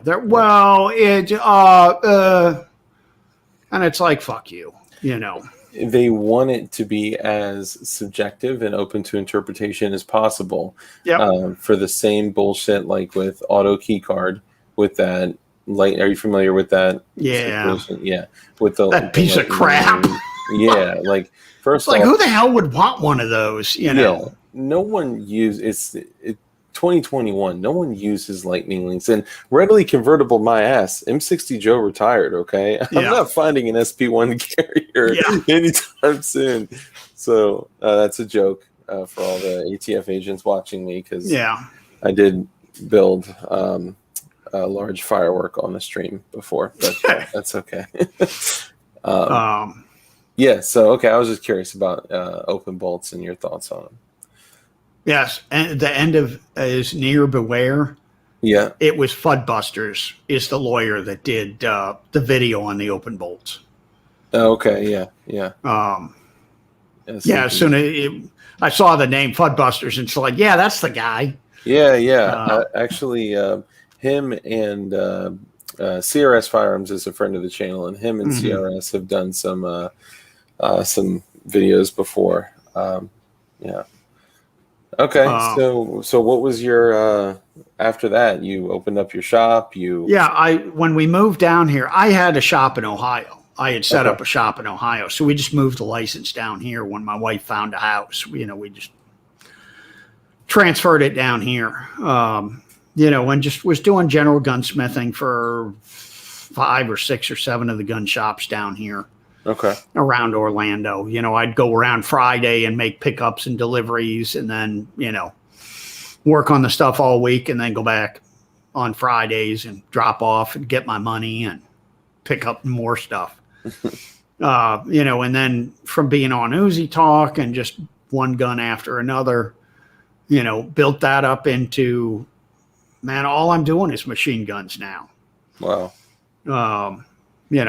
Most of the stuff is Uzis. There's some 76s. I do some Thompson work. There is a couple of really good Thompson gunsmiths. So I don't do a whole lot of Thompson work. I do some re-welds and, some other things. some refinishes. Mm-hmm. And the other thing is the Thompson people are like HK people.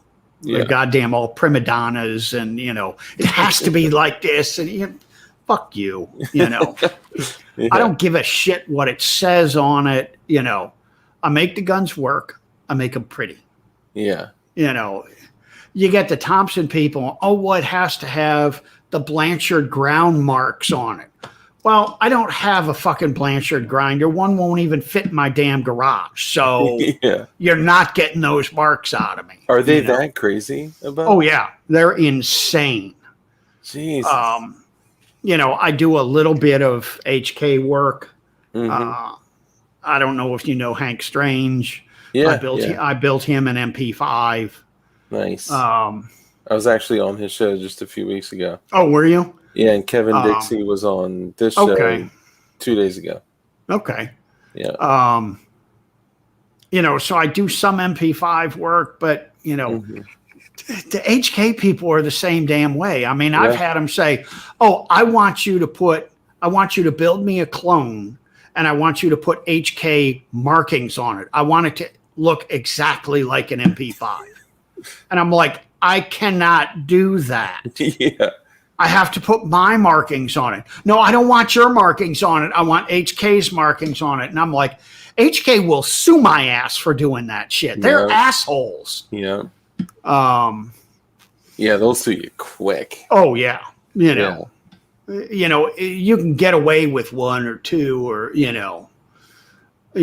like if I'm building a couple of MP5s, I could get away with marking the model MP5 on 2 or 3 of them. Yeah. But if I did 5 of them, you bet your ass I'd get a letter from their lawyer.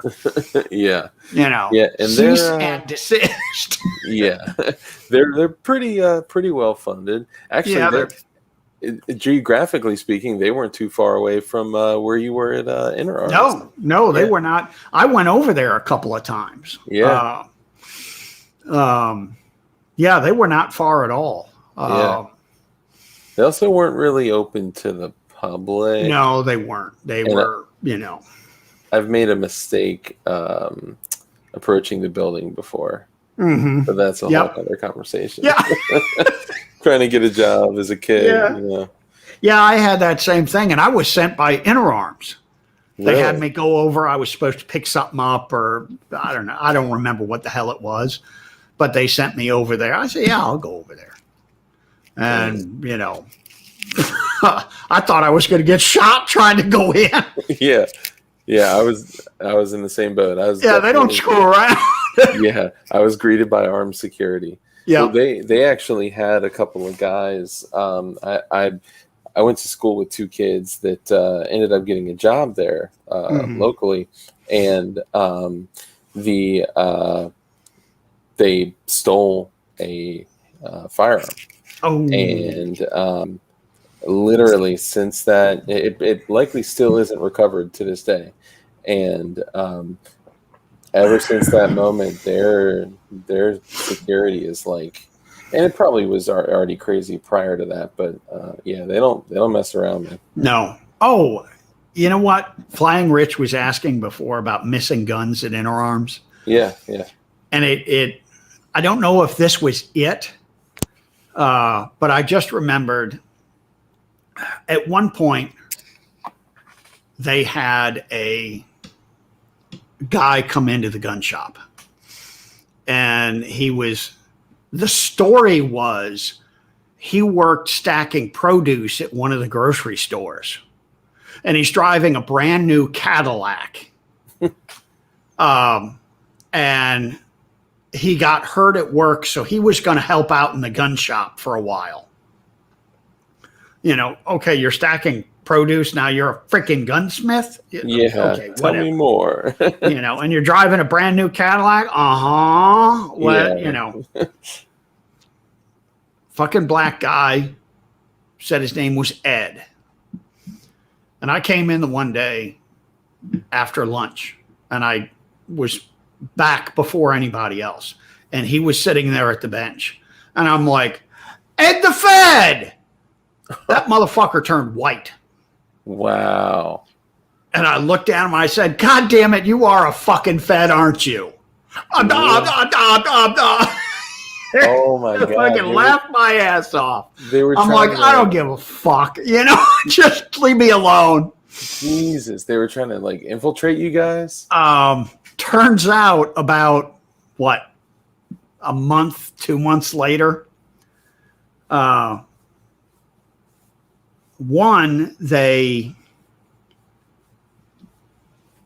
was the gun shop, and then there was a little hallway, kind of 8 foot by 4 foot, whatever the hallway is, and 2 vending machines there, a Coke machine and a candy machine. And I walked to get a soda, and I started to put my money in. The door opens going into the offices. And it's the warehouse manager, and he just looks at me and he goes, and I'm like, okay. And there's 2 guys in suits following him. And I'm just like, oh, fuck. Uh-oh. Scurry back to my bench, sit down, Yeah. Okay, what's going on? Hide all the cool shit. No, I'm kidding. They walk up to this one kid's bench, and he was younger than the rest of us. Yeah. And they're like, are you so-and-so? I don't even remember his name. And he's like, yes. And they said, you are under arrest for running guns to New Jersey. What? He was from New Jersey, and he would go down to the warehouse, like in the gun shop. If we had a gun we couldn't fix, we'd replace it. Well, we had to run down to the warehouse, get whatever model we needed, sign it out of a book. There was just a ledger book there. We'd sign it out, this gun, this serial number, and then we'd sign it. And we'd take it back to the gun shop and test it, make sure it worked, send it out. Apparently, he was going out. He would go pick up a couple of guns, sign them out, then go take them and put them in his car. And then on the weekend, he'd drive them up to New York and New Jersey and sell them. Oh, my God.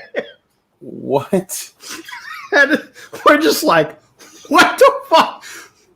And all of us were like, why the fuck would you sign them out? Yeah. Like every single one of them, he signed out. I used to forget all the time. I got in trouble all the time. Where did you get that gun? Well, I got it from the warehouse. Where is it signed out? Oh, shit, I must have forgot again. Would you stop that? You got to sign them out. It was never a huge deal, but we always forgot to sign the shit out, You likely also weren't selling them. We weren't selling. Yeah. Big difference there. Yeah, big difference. Jesus. Turns out Ed the Fed, that was not what he was working on. But Ed the Fed, trying to get information for the case he was working on, asked this kid, he said, come on, let's go out for drinks after work. Oh. And the fucking kid told him what the hell he was doing. Man, every time someone earlier in chat, they said, why do people always tell on themselves? Yeah, it's like, you're such a dumbass. Yeah. Then about a month later, they come in. Wasn't agents, it was just the executives. And they said, okay, ATF just finished their investigation. They arrested the UPS driver and his manager. The fuck do we care? What? And why? Yeah. The UPS driver would go do his rounds dropping off in the mornings and then come to Firearms at the end of the day, like 4:30 or something. And we loaded that truck every day with stuff being shipped out. Damn. We filled that truck. Regular UPS truck. Turns out, and this was before everything was computerized. It was still on, the ledgers. It slips, yeah. He was working with his boss. He would take the UPS truckload of guns over to, it was either his house or his boss's house, unload them into the garage, take the truck back empty, and his boss would bury the fucking paperwork. Oh my God. So for and I think ATF ran the investigation for, it was a year and a half or 2 years. Oh, They were taking UPS truckloads full of guns. holy shit. And then they were running them up to, I don't know, New York, New Jersey, wherever. And it's like thousands and thousands of guns. And they had the executives come in, and they had, I think, an ATF agent come in and tell us what was going on. They thought you guys were doing something. They said, we didn't know if you guys were part of it. That's why, we had an undercover agent. And I'm like, you mean Ed the Fed? And the one, I said that, and the one executive was like, shut up. Don't do that. Just shut your fucking mouth. And, they're telling us we've been running this investigation for 2 years, and a bunch of us are like, 2 fucking years? The first fucking truckload. Yeah, why not after the first truckload? Well, we needed to get a solid case. How many fucking truckloads is a solid case? To me, it's one. Yeah. One box. Look. We shipped these fucking guns. They never made it to the fucking depot. Where did they go? Yeah. It's funny. When I worked at the shop I worked at, it's one of the largest, and I have a question here from a viewer too.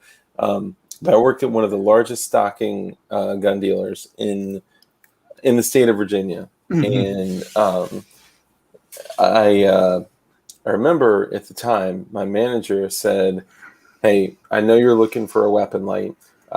You bought X, Y, and Z. That's dog shit. So we have a demo light from Streamlight.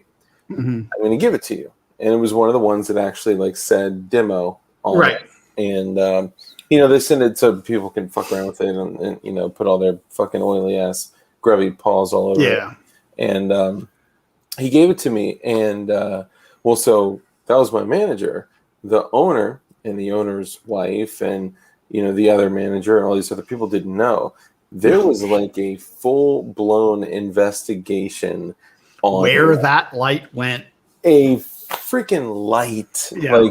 How come, people and, responsible firearm owners are like, oh, my God, something missing.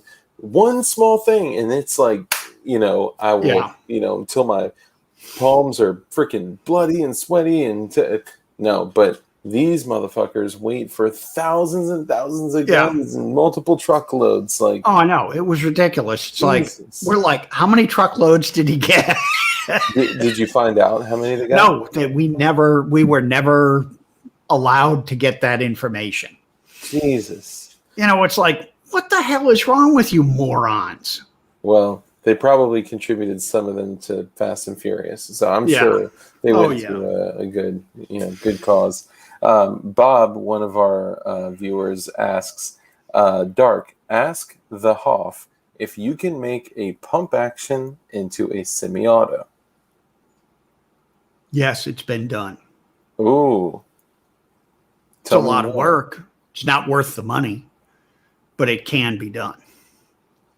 So the first thing that comes to my mind is the guns that are the Franke Spaz 12.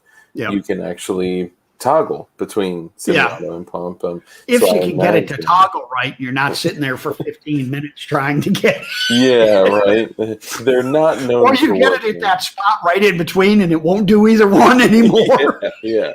They're not exactly known for working. I always think of that moment in Jurassic Park when he's like clever girl, and the Velociraptor just like jumps on him. Dude, that Spaz 12 wasn't going to save you anymore. Yeah. Like, you may have gotten one. You could have beat her with it, but that's about it. Yeah. But in my mind, what I'm thinking, just like from, not like I'm not an engineer, right? But from like an engineering kind of standpoint, would be that the toggle would remove the lugs, or at least maybe recess the lugs to a point where, the bolt isn't held in place or something along those lines. Is that even remotely close to what it does? Yeah. Okay. Well, like, you look at an 1100, Remington 1100 and 870. They're the same damn gun. Yeah. It's just one you pull back manually and the other has gas ports in it. Yeah. And a spring, and, it's not extremely hard. It's a lot of work, especially if it's something, some oddball thing. You know what? You just gave me an idea. I will challenge anyone in the chat. We've been, around 50 people in here most of the time. I may even take this on. Find a way. Actually, I won't tell you to do this. If someone is interested and wants to do this on their own accord and is not taking this advice from me, because I don't tell you guys to do anything, you have your own free will. Full auto shotgun. Oh, fuck yeah. Belt fed. Yeah, yes. With an AA-12 magazine. No. Yeah. Convert an 870 to an 1100. I could actually like see. I could see that in my head, like happening somehow. It's not, it's not extremely difficult. You could just buy an 1100. Yeah, you're better off just buying an 1100. It's much cheaper. Yeah. Okay, so I have some other cool questions for you. At some point. No. Yes. Yes. No. Damn it! How'd you know?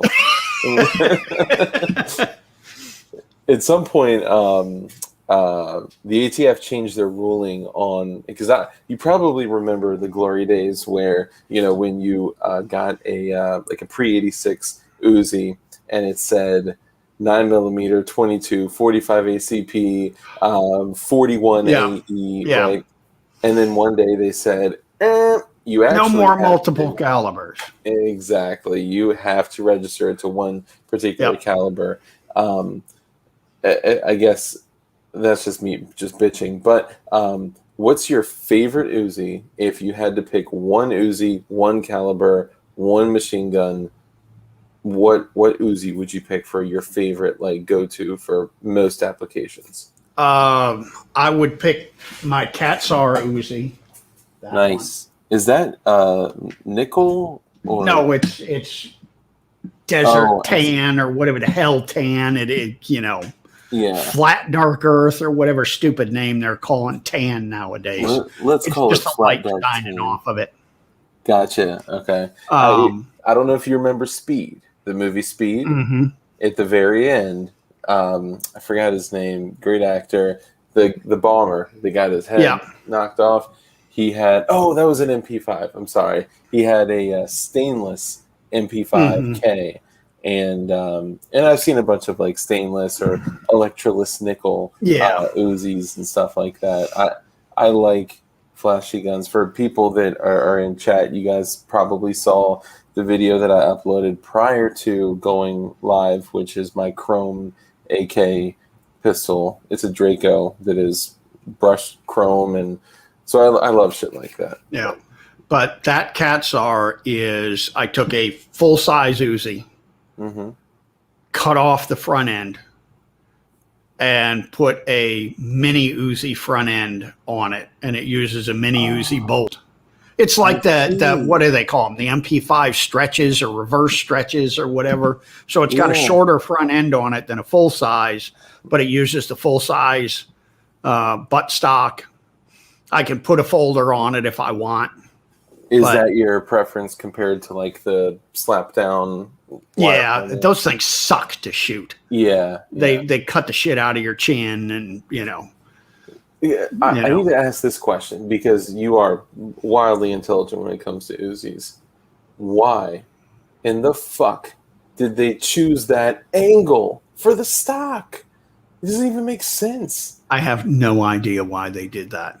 Like, I bet at some point somebody, came up with a prototype and it, you whack the stock and you pull it back and it was like perfectly straight. Maybe Yes, the first one was straight. Was it really? And I think the problem was when it's straight, you look over the top of the sights. So they angled it down. So when when most people put their cheek on it, you're looking down the sights. Damn. Okay. Sorry, that's my little complaint again. And with caliber, I'm not sure if I would choose that in 9 or 22. Ooh. That thing is a hoot in 22. Yeah? That's so much fun. Does it run pretty well in 22? It runs great in 22. Really? So long as you're using the right ammo, Yeah. Do you need to use it likes that velocity? federal bulk pack. Gotcha. So like higher velocity, 12, 13. Yeah. You don't need stingers or anything, but I didn't. I'm sorry. Go ahead. That federal bulk pack, 525 packs or whatever the hell they are, works real good in that thing. I got one laying around, but I'm not sure where it is. It's probably worth like $500 nowadays. Yeah, probably. Yeah. Until you mentioned it, I didn't realize that is a mini Uzi front end, right? Not a micro. Yeah. Yeah, it's a mini Uzi front end. Okay. Thoughts on the Micro Uzi? They're great for clearing phone booths. Other than that, they're about freaking useless. Yeah. In full auto or just period? Oh, full auto, If someone were to maybe make an SBR vector in the semi-auto, would that maybe be kind of cool? Yeah,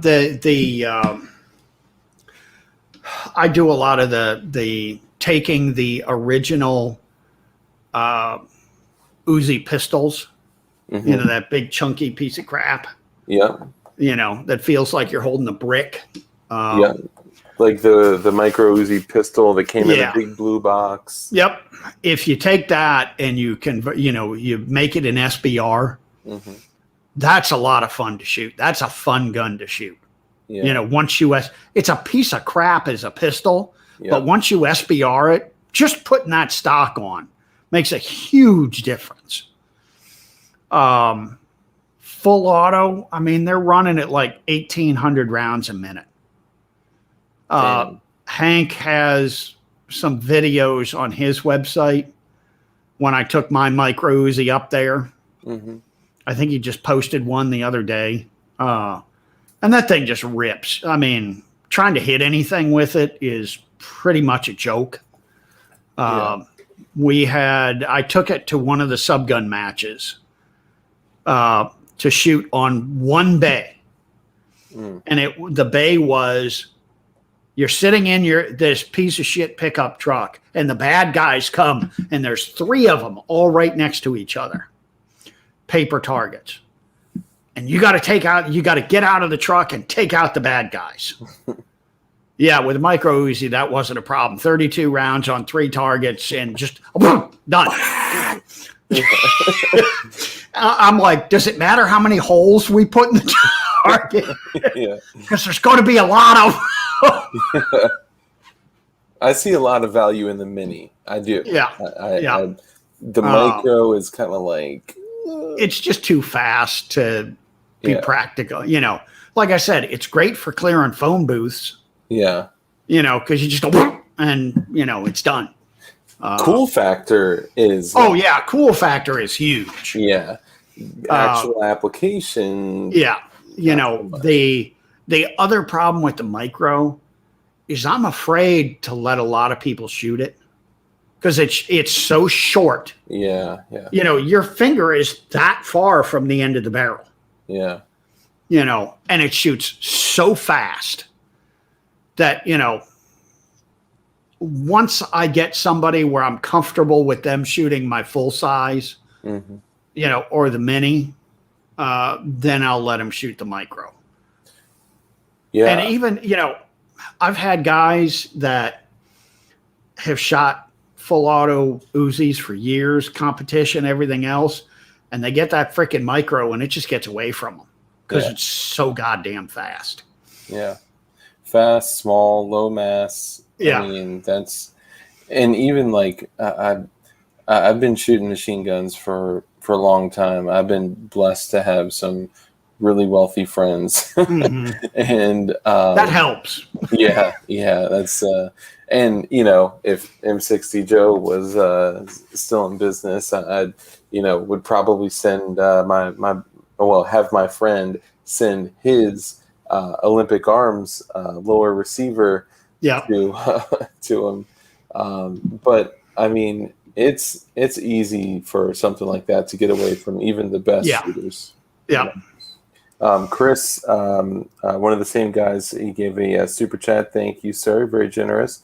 He said, ask him if he's ever done a full auto Uzi in 41 AE.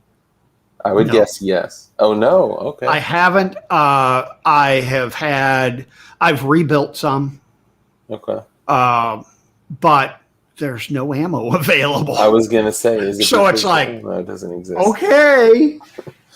Yeah. You know, I had, I think I've got a 41 A&E barrel kicking around here somewhere that the customer's just like, just keep it. What the hell am I going to do with it? You can't get ammo. You can't even get brass, Damn, that's true. Yeah.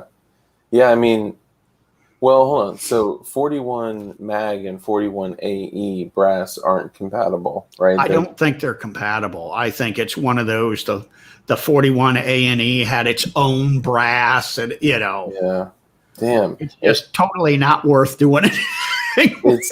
It's crazy how 50 AE took off, and it's not like 9mm or anything, right? But it did take off in its own respect to become what it is today. But 41 AE, I mean, just died. Yeah, just totally died. It's almost like 40 Smith & Wesson. Just kidding. Yeah. Kinda. Bacon, the goddamn Bacon sent one as well. Why am I sending this? Because F you, that's why. Well, thank you. I appreciate that. I had a couple of questions in here. One asks about if there's ever been an Uzi in 22 Magnum. I don't believe there was, but I could be wrong. There was one guy who was making scaled down Uzis. Okay. And he passed away, and I was contacted by his estate to see if I wanted to buy his tooling and all. And they wanted, an obscene amount of money for his tooling. Mm-hmm. And I said, okay, is all the tooling there? Everything? Well, we don't know. Send me pictures. And I could tell from the pictures that all the stamping dies were not there. Mm. But these were half scale Uzis in 22 long rifle, 32 ACP. Ooh. And I think he did one in 22 Magnum. Dang. And he did not make many of them. That's cool. But because I've always been a fan of the VZ61, the 32 ACP Scorpion. Yep. It's obviously 32 ACP is not like the, even though the Eastern Europeans will tell you it is like the duty gun caliber. Yep. But yeah, that's I still wouldn't want to be shot by it. That's for sure. Yeah, absolutely not. 50 AE Desert Eagles are so much more reliable than the 357 and 44 mag versions because 50 AE is rimless. Yeah, that 50 AE is definitely the winner. Although I will say that when IWI, I think they are now, when they they're IWI now. Yeah, I always forget if it was IMI to IW, but yeah, so IWI. When they redid this newest version of Desert Eagles, they did do a better job with reliability in the 357 Magnum and 44. Yeah. But enough about that. We're talking Uzis. Sorry. I'm going to ask you two questions, which you probably slap me through the computer if you could. First one you may not slap me for. Vector. Why did they put those two stupid ports in the freaking barrel? You mean the slanted? Yeah, those slant cuts that just like that came from IMI when they first came out with the minis and the micros. And it was, the idea was it was a compensator. And because the Uzis rose up and to the right, they'd put the ports on an angle so it would push the gun down and to the left. Well, one, I never noticed an Uzi going to the right. Up, yes. To the right, I never noticed it. Now, maybe it's just because I've shot so many of them that I don't even notice them rising anymore. I know I got to keep downward pressure on the handguard. Yeah. But the slots, okay, I know why they did it. Yeah. But the execution of it sucked. Because they also, when they did those slots, they just took a drill and backbored the barrel. Yeah. Well, that destroys, most of the effects of compensating it. Like I make a compensated barrel for the full-size Uzis. And what you want is, the rifling comes up, then it opens up a little bit, goes up, so you've got a straight section, and then comes back down to just over bullet diameter. So there's, a spot, like this little square spot in the end of the barrel. And then you cut the ports in it. And that way, when it gets to that end piece that's choked down in diameter, it forces more gas out through the ports. If you just drill it straight through, all the gas just goes out front. There's nothing to redirect the gas to go up. Yeah, some gas goes up, but it's not very efficient. What you described is very reasonable and logical. I just always saw, of course, I understand why they did it, right? Yeah. To reduce muzzle climb and granted, these were all semi-auto. They could in the future be host guns for an SOT or something, but I just felt like they were just taking something that existed and they were changing it. But I did not know that the original Uzis actually did that. Yeah, not the full size, but the minis and the micros were both like that. Gotcha. And it's like stupid. Yeah. Now this question you may slap me for. What are your thoughts on the Sentry UC9? Oh God. They're a typical Century gun. Okay. I've owned a bunch of Centuries. I would still buy a Century. But with any Century gun, you've got a 50-50 shot if it's going to work or not. If it works, man, you're golden. That thing will just run and run and run and run. Yeah. If it doesn't work, you're screwed because you will never get that gun to run right. Yeah. And they're made by the lowest bidder. Yeah. And you're talking Centuries in general, not just the I'm Uzi. talking Centuries, any gun that Century makes. Yeah. You know, you got a 50-50 shot of it working. Yeah.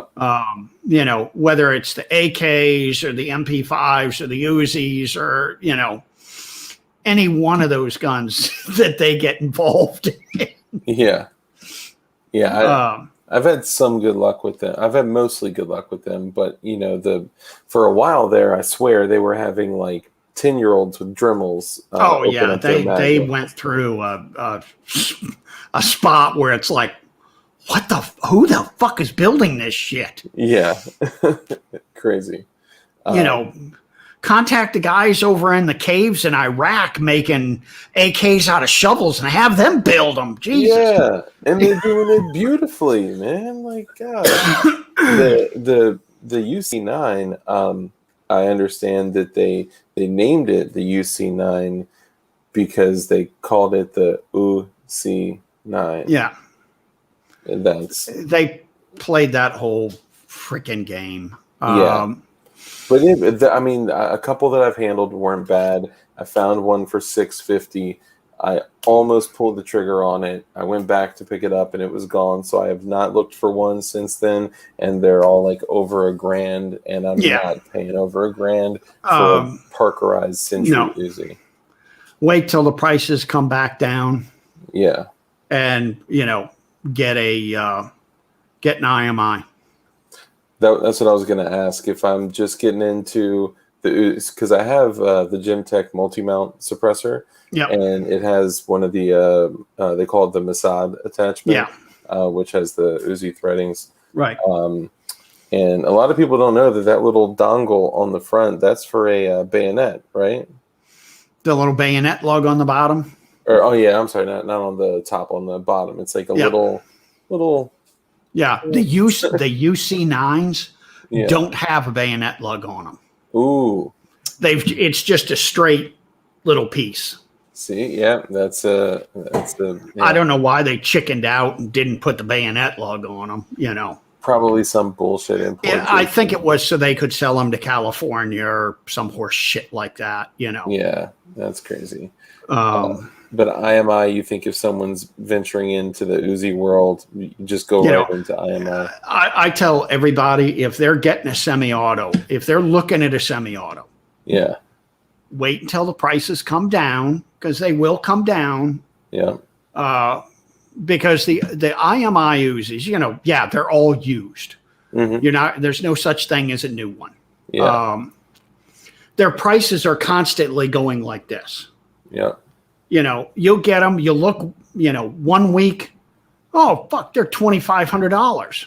Mm-hmm. You come back a week or a month or something later, oh, they're $1,200. Yeah, I've noticed.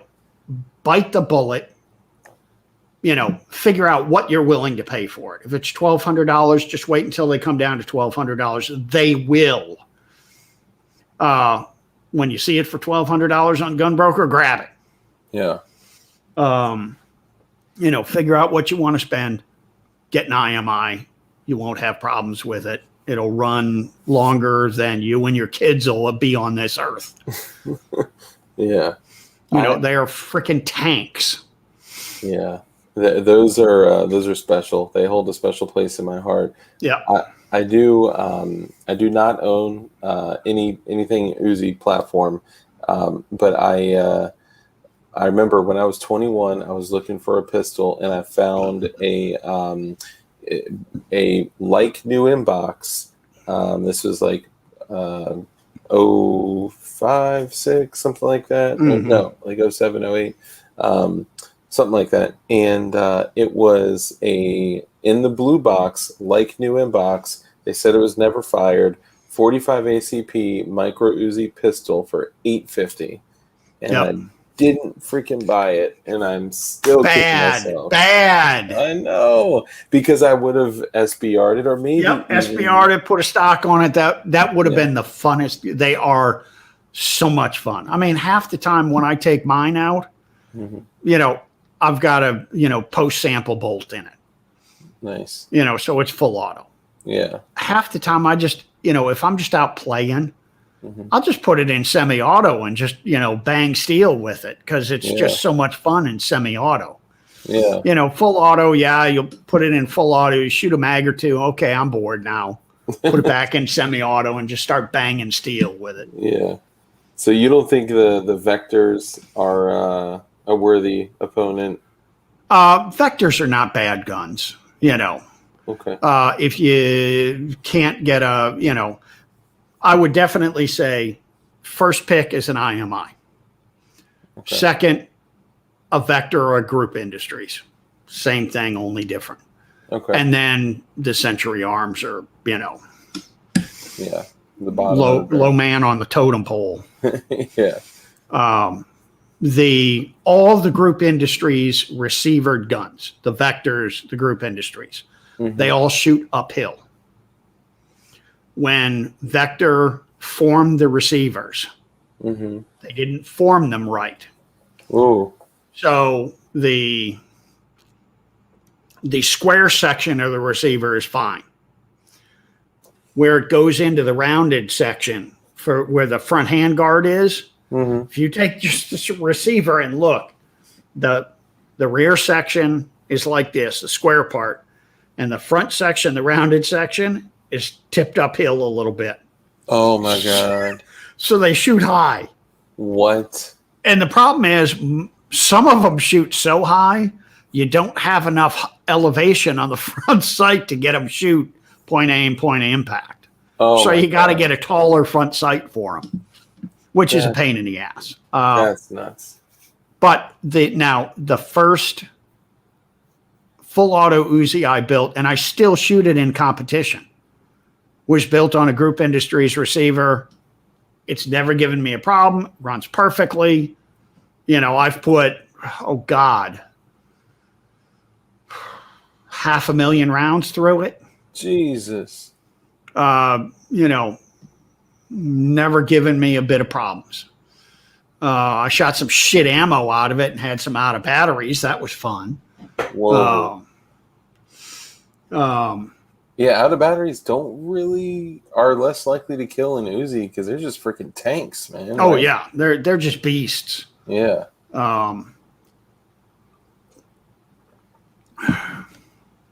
And actually, the first out of battery, the front of the case separated and stayed in the chamber. Oh. So I cleared it, got that out. Didn't realize there was, a quarter inch of the front of the case stuck up in the chamber. Oh my God. Did you fire it again? Put the mag back in. Boom! What the fuck? Oh. Cocked it, cleared it again. I did that like 3 times before I wonder if something stuck in the chamber. Oh my God. But who would have thought to, well, Yeah. inspection board. Took the barrel out, looked down, it's like, oh. Yeah. Got a bore brush and got that out, and it worked fine after that. The little cover plate on the top cover. Look, I got one right here. That little thing. Yep. That do I have a bolt handle? No, I don't have a handle. The handle goes here. This thing was bent up like this, but it still worked. Hey, kudos to the design of that thing, man. There are a couple questions in here, but I have a couple questions too, and I promise I'll let you go, let you get some sleep. This is kind of a twofer question. One is, what is your favorite machine gun in 5.56? And before you answer, question number 2 is, what is your favorite machine gun in 5.56 that is not an M16 platform? Okay. First, I hate 5.56 223. Okay. If I can't shoot a deer with it, why in the fuck would I shoot a human with it? I'm not one of these, I want to wound them. I want to shoot them in the head, and I want their head to explode. Just a big red mist, I shoot somebody, I want their ass dead before they hit the ground. True that. Amen.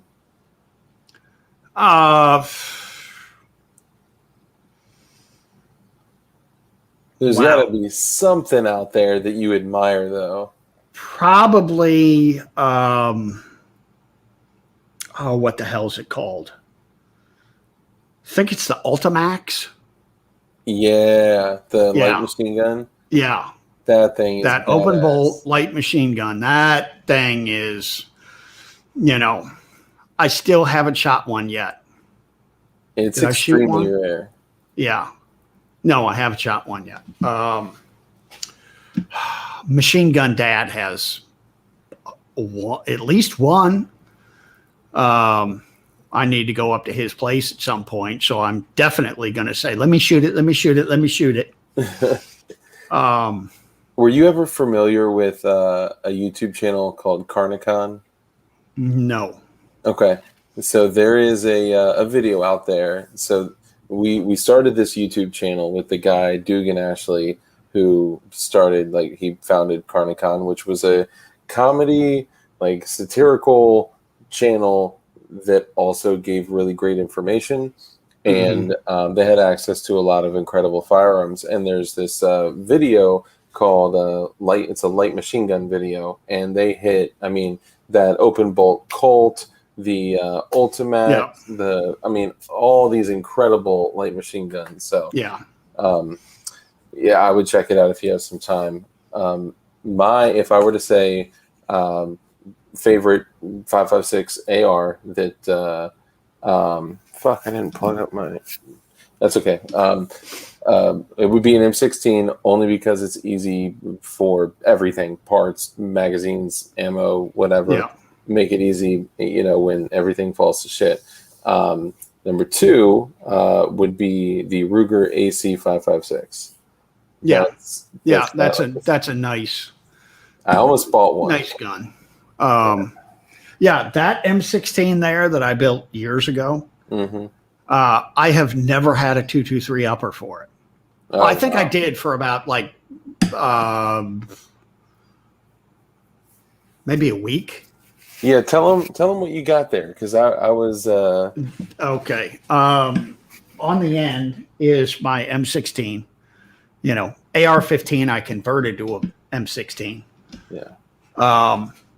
And that upper on it is one of the 22 long rifle integrally suppressed uppers I built.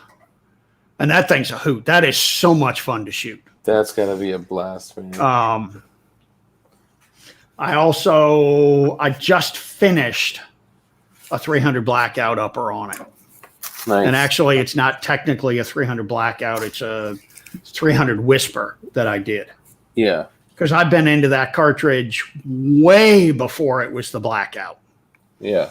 I've been dicking with that cartridge since the 1980s. Wow. So a lot of people, blackout and the whisper. Yeah. Yeah. When my first box I purchased actually said Whisper, and I was like, what the hell is this? Yeah. It was a Hornady box. Yep. Then I got schooled. Dumbass. He could have made so much money on it. Yeah. Yeah. People do stupid shit. Yeah. And JD Jones, I like him. I almost went to work for him. But he was out in the middle of freaking boondocks in Ohio. And it's like, man, you're like 2 hours from a goddamn freeway. Yeah. I don't want to be that far out in the boondocks. Yeah.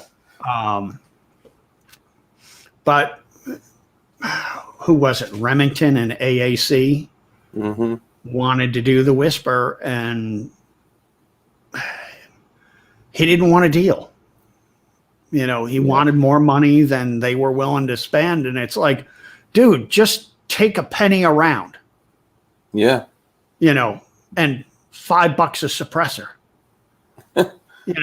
Royalties for the rest of your life. You'll make so much money you won't even know what to do with it all. Yeah. Or take nothing. Yeah. That's a shame. But so they just said, fine, fuck you. We'll change it by, couple of thousandths and we'll call it the blackout. Yeah.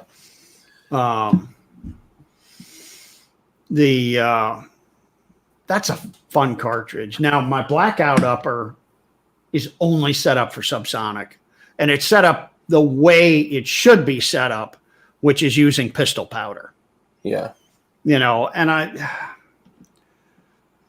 kind of hate what the Blackout has become, because to get it to work with both, they have to use rifle powder, and it doesn't do either job well. Yeah, it wasn't the intention of the cartridge. No, you know. The intention of the cartridge is, yeah, you can shoot supersonic out of it, but why? Yeah, you know, it's like you get to have your AR that runs on subsonics. Yeah. That is like almost completely. I mean, the sound signature is ridiculously low. Yeah, and you know, you have better than 9mm ballistics. Yeah. You know, and a lot of people are like, oh, well, subsonic, you can only shoot at 100 yards. Bullshit. I've shot subsonics 600 yards and hit what I was shooting at. You got to aim 23 feet high, Yeah. you know, which is an experience all its own, but it can be done.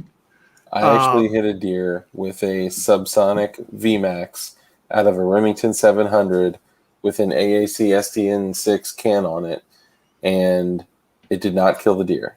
And I don't believe it went through the shoulder bone. Yeah. And that was just me wanting to be a super cool, quiet guy instead of. So I tracked a deer for 5 hours and Oh shit. Yeah. But my buddy saw it next season, so it's okay. Yeah. But you know, and the one thing is like this, what is it? Extended long range or whatever the hell they're calling it. The 22 long rifle shooting. Oh yeah. Where they're, you know, Jesus Christ, these guys are stretching it out to 1,200 yards. Yeah, that's pretty crazy. You know, and that's fun as shit because they're using standard velocity, which is subsonic. Yeah. And it's like shooting a freaking artillery piece. Yeah. I mean, you know, it's like, okay, let's see. Okay, I'm on the target. Bang! Yeah. Like and then you sit down, you have a cup of coffee, you wait, and you get to hear it go ding. Yeah. If you're lucky. Yeah. Yeah, that's I mean, even a lick of wind will take that little 40 grainer. Yeah. You know, but you know, the one thing that most people don't know about subsonics, bullet weight has nothing to do with the drop. Really? It's all the velocity. A 22 long rifle has virtually the same drop as a 300 Blackout, which has virtually the same drop. Where the hell is it? Oh, I'll do that. Get them in my hand so I don't. Is those ugly bastards. Wow. Which that's a cartridge I came up with. The 50 Thumper. It's a 50 BMG bullet, 510 diameter bullet. Yeah. Subsonic. Strictly subsonic. What kind of casing is that in? It's a Winchester short mag case. Just lopped off. Really? Yeah. And you designed that? I designed it. I came up with it, you know, just screwing around. I had some 50 BMG bullets and wow, is there a case that would fit in? And some customer had sent in a Winchester short mag. I don't remember what caliber it was. And I'm looking at it and it's like, man, that looks about the size of a 50 BMG. So I took one of the cases, cut it off, and stuffed a 50 BMG bullet in it. It's like, wow, that's cool. Really? And I built a rifle for it. What's the platform on? Like, what kind of rifle is it? Any bolt action, long Magnum action. So like a 338 Lapua. You don't even have to go up to a 338 Lapua. Just like 300 Winchester Magnum. Okay. Any of the standard Magnum cartridges. Okay. 7mm Rem Mag. Yeah, 7mm Rem Mag. I build them on 7mm Rem Mags, 300 Win Mags, any of that length. Okay, why is this not blowing the hell up right now? Because you can't buy the ammo at Walmart. You can't buy And that's any ammo at exactly. Walmart. But when I designed this, that's the exact problem I ran into, because I did a 338 thumper, which is a 223 case cut off with a 338 bullet in it. Damn, You can run it in an AR. that's nice. And they went over like a fart in church. Jeez. Everybody wants to shoot it, Yeah, but nobody wants to buy it because you can't go to Walmart and buy the ammunition. yeah, And it's like, well, I don't have the millions of dollars to go to Remington and say, would you produce 1 million rounds for me? yeah. I don't even know if Remington would be the best option. And, when I came into guns and, it was in the 70s, yeah, everybody reloaded. yeah, It's like, oh my God, you're using factory ammo? You must be rich or stupid, Yeah. Nowadays, it's the exact opposite. It's, you reload? Yeah. What is it like? Yeah. Do you have a mental defect? Are you, Are you one of those preppers? Yeah. You're one of those crazy people, Yeah. And, stupid me, I still reload 9s, Oh man, if I was set up to reload and I'm not, I just got hooked up with an ass load of brass and tumbler and a whole bunch of stuff. So I may go down that route. Yep. I mean, the one thing with me with reloading is, okay, a case of ammo, case of 9mm ammo, which doesn't last me long. Mm-hmm. What is it? A couple $100?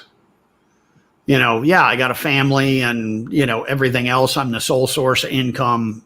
That kind of hurts.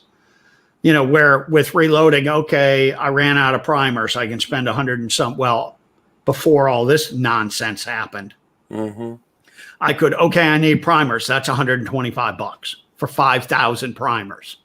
Jeez. Every couple of years, I buy an 8-pound keg of powder for $100. Damn. Bullets, I'll buy 5,000 bullets for whatever the hell they are. So I can get it a little, this month I'll get this, next month I'll get that. And until all this silliness and everything dried up, it worked out just fine. Yeah. I just didn't have enough of a stockpile. Sucks when you have to feed kids, God, I know. It's such an inconvenience. I know. It's funny because I found myself, I was like, man, what did I used to do with all my time and money before I had kids? Like, I was such a selfish piece of shit before And it's like, I look at them and it's like, well, when I was growing up, we used to eat dirt, Yeah, right. I always say we used to cut hot dogs in half. Yeah. We would have, cheese and mustard sandwiches when we were, lucky. We'll make this one of the last couple questions just so you can get on with your evening. Chris said, ask him about his reloading setup. He actually reloads them with his bare hands. Yeah. And, bite down on it. I've got one of the Dillon 550s. I upgraded finally. Nice. I had one of the original Dillon 450s. And I called Dillon to get some parts for it. And they're like, wait a minute, you've got what? And I told them, I said, I need this part and, this stuff. And they're like, we stopped making that in like 1980 something, that piece you needed. And it's like, well, I need one. They're like, we don't even fucking make that. We haven't made that in years. How the hell are you still using that? So did they sponsor you and give you a 550? Yeah, I broke down and bought a 550. I'm like, fine, They ended up were able to put some parts together off the 550. I had to change, instead of the one piece I needed to change, I had to change like 5 pieces. So I've still got my 450. Nice. And I'll break it out occasionally. If I need to do something, I'll break it out, so I don't have to tear my 550 down. And, because it usually stays 9mm. Yeah. The last couple of things in the back, you did touch on the Uzi. You have something very unique. You have a full auto STG 44. Yes. Not in 22, in 7.62 by 39. Yeah, that's a fun one. You did that conversion, the re-weld and all that. Yeah, it was a bandsaw cut parts kit that a guy brought to me, and he's like, "Do you want this?" Yeah. What? Freaking $6,000 parts kit? You bet your ass I want it. Jeez. Yeah, it was a customer of mine, good customer of mine. Yeah. Who brought it, and he said, "Well, I've got this," and it was not a parts kit. Oh. He got it from somebody who brought it back from World War II.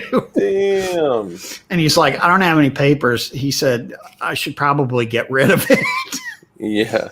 And I'm like, "Yeah, it might be a good idea." And he's like, "Well, you can make it into a post sample, can't you?" Yeah. It's like, absolutely. He's like, "Where do you want me to cut it?" I told him, "Cut it right here." Ying, ying, ying. Yeah. No, one cut. One cut? One cut. So this whole 3-cut thing is bullshit. Maybe we don't need to talk about that. The 3-cut thing started for importation. Gotcha. You couldn't import unless it was cut in 3 spots. Okay. And it grew and grew and grew. I mean, when I was at Firearms, we'd have, cut parties where we cut up the junk guns. And we'd fill up a 55-gallon drum of cut frames, revolvers and everything. We cut them on chop saws. We cut them with a torch. We cut them with bandsaw. And it was one cut right through it, doom, throw it in the trash. And nothing was ever said. It's, whatever. I had what the fuck did I have? I forget what it was. It was something that I had to destroy. And ATF came in for an inspection, and they were pissy about something. Fuck it, I'll cut it up. I don't give a shit. I'll cut it up, and tomorrow I'll make a new one. Yeah. And so it was one of the tube submachine guns. Yeah. And I just one cut right in half. And they came in the next day. I said, "There, it's cut. It's destroyed." Okay. Wow. Fine. To me, that's destroyed. Yeah. Now I've got another agent that sent me a paper last year. How to destroy a gun. And it was, cut it with a torch 3 ways. It's got to be through here and it's got to be through there. And that is their preferred method of destruction. Gotcha. There's 4 other methods that are legal. Okay. Crushing. Really? You look up crushing in the dictionary, and it's basically you crush something so the pieces can't slide into it. Okay, you take an MP5, you stick it in a vise, you crush it. Yeah. Can't fit the bolt in. That's destroyed according to your paper. And then I can get in there and, reform it. There, it's, what is it? Shredding is one. Put it into one of those shredders that just makes it like paper. So if you have an AK flat and you shred it there and shred it there. Yeah. What is let's see. See if I can look up what the other one is. And it's right on their stupid little sheet. Damn, that's kind of bizarre. I was not aware. See how these fucking rumors get, passed around like truth? How to properly destroy firearms. And it goes through, and the whole thing shows like a torch. And here's how you do these, and here's how you do those. And if you look at this little box on the side, yeah. Let's see if I can get it. It's like flying a plane. Yep. Okay. Acceptable method of destruction is to completely melt. Oh, melt. Okay. Pull it back just a tiny little bit. Okay, it's almost focused. Here, let me read it. Yeah. But it's to completely melt or smelt it, shred or crush the firearms receiver. These torch cuts are acceptable alternatives to shredding. So in other words, the torch cuts are not legal, but they're acceptable. Wow. Okay. And it's like, the next time they come in, yeah, I'm going to have a tube gun and I'm going to crush it, like halfway. Yeah. And I'm going to say, there, it's destroyed. No, it's not. Here, right fucking here on your paper you sent me. Yeah. You may want to screenshot that just in case they try to. Oh, I've got it saved on my phone from the text message from the ATF agent. God, man, those fuckers. Let me ask you this question. As of today now, and this is just to prove how awesome and badass you are, as of today right now, who is allowed to own machine guns? Anybody who's not a felon. Anybody who's not a felon. Yep. If you jump through all the hoops. Yeah. So go through, because maybe not everyone knows. What are some of those hoops? Okay. For an individual, we'll talk about individuals because that's what most people are going to want. Yeah. An individual has to buy what's called a transferable machine gun. Mm-hmm. In 86, yeah, May of 86, they, Reagan, that piece of shit, signed the machine gun ban. Nothing after that date could be registered as transferable. So before that, you could pick up a Mac full auto for $75. Yeah. Now a Mac, I just looked at somebody's and they're $8,000 or $9,000. You actually know a guy, Ruben, in Florida. Yeah, Ruben the Cuban. Oh, you know Ruben? Yeah. No shit. Yeah. Wow, that's crazy. We used to buy Macs from him at the gun shop I worked at in Virginia. Yep. That's crazy. Okay, sorry. Go ahead. You used to buy them for $75. So, now they're obscene amounts of money. You used to be able to form one machine guns. Yeah, you used to be able to form one machine guns just like you would a suppressor. Not anymore. And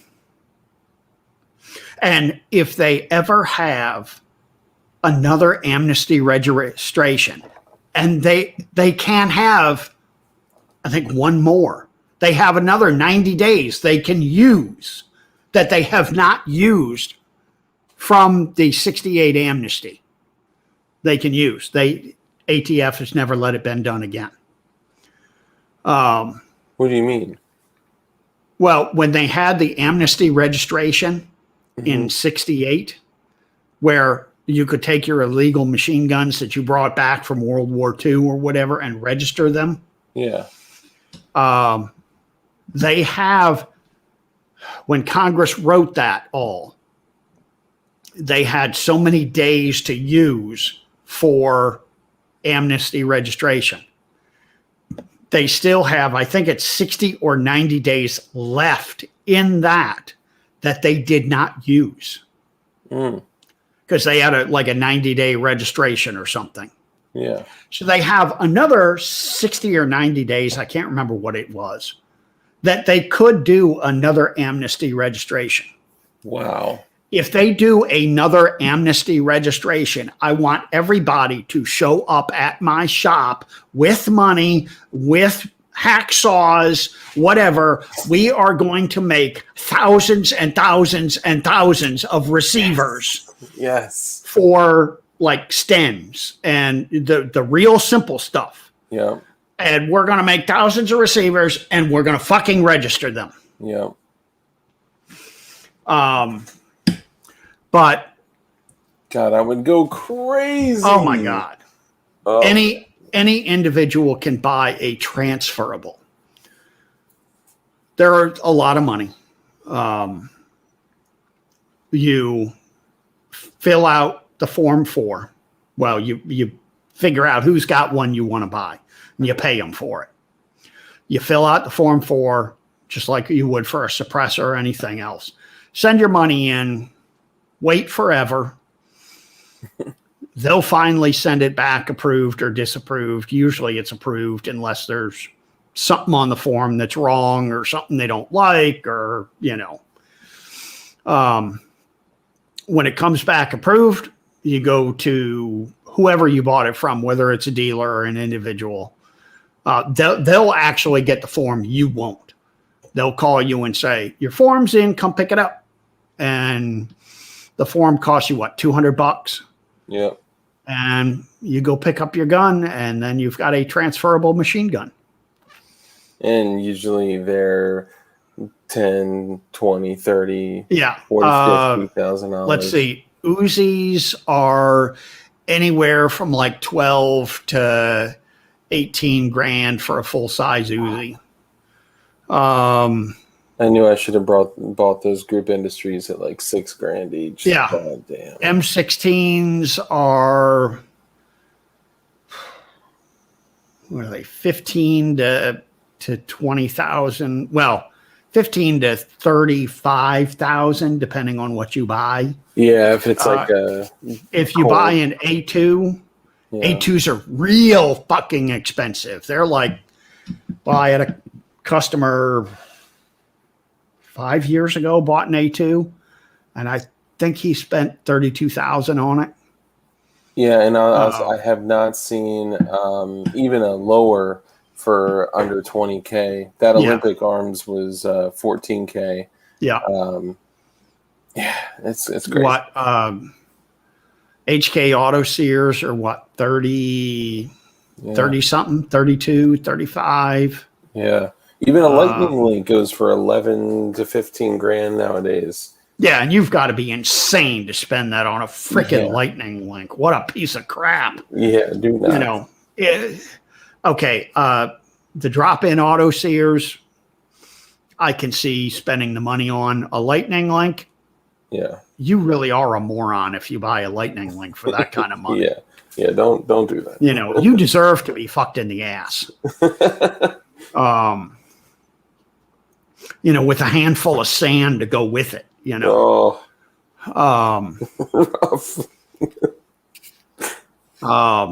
You know,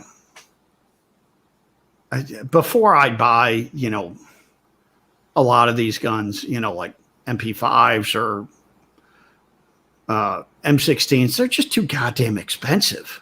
Yeah. You know, get an Uzi, get a Mac. Yeah. You know, Lage is doing a lot with the Macs.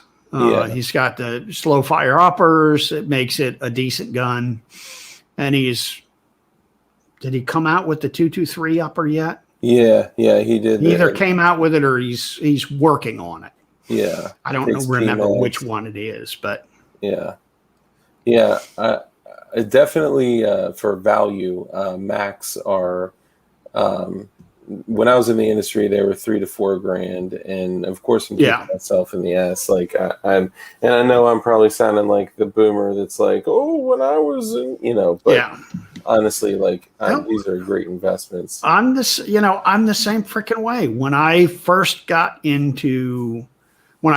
my SOT, Vector was selling full auto Uzis for $2,500 or $3,500. Oh, If I had money then and had half a freaking brain, I would have bought all I could.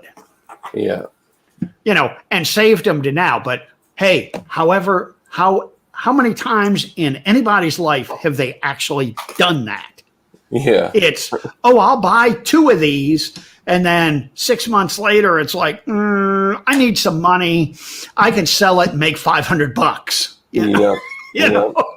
Yeah. I mean, it's crazy if you hold on to them and you and this is one thing someone asked, and I got 2 questions sitting here. But someone asked the likelihood of the Hughes Amendment being, whatever, killed or whatever. It's going to take somebody, and I don't think Trump would have done it.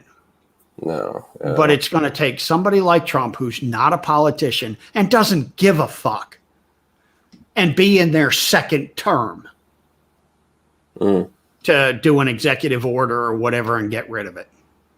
That's Congress will never get rid of it. You can just give that shit up. Yeah, because any crooked politician in their first term is just trying to get to their second term. Get to the second term. You need a politician who's not a politician, who's a businessman, or 2 questions here. The end is near. Beware. Is thank you for the super chat. He said, "Why did Whisper Development, I guess, not Sammy spec it?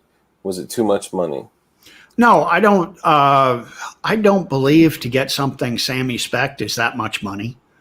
I had looked and contacted Sammy about the Thumper, about getting it Sammy spec'd, and it really wasn't bad to do it. Mm-hmm. But it's like, why?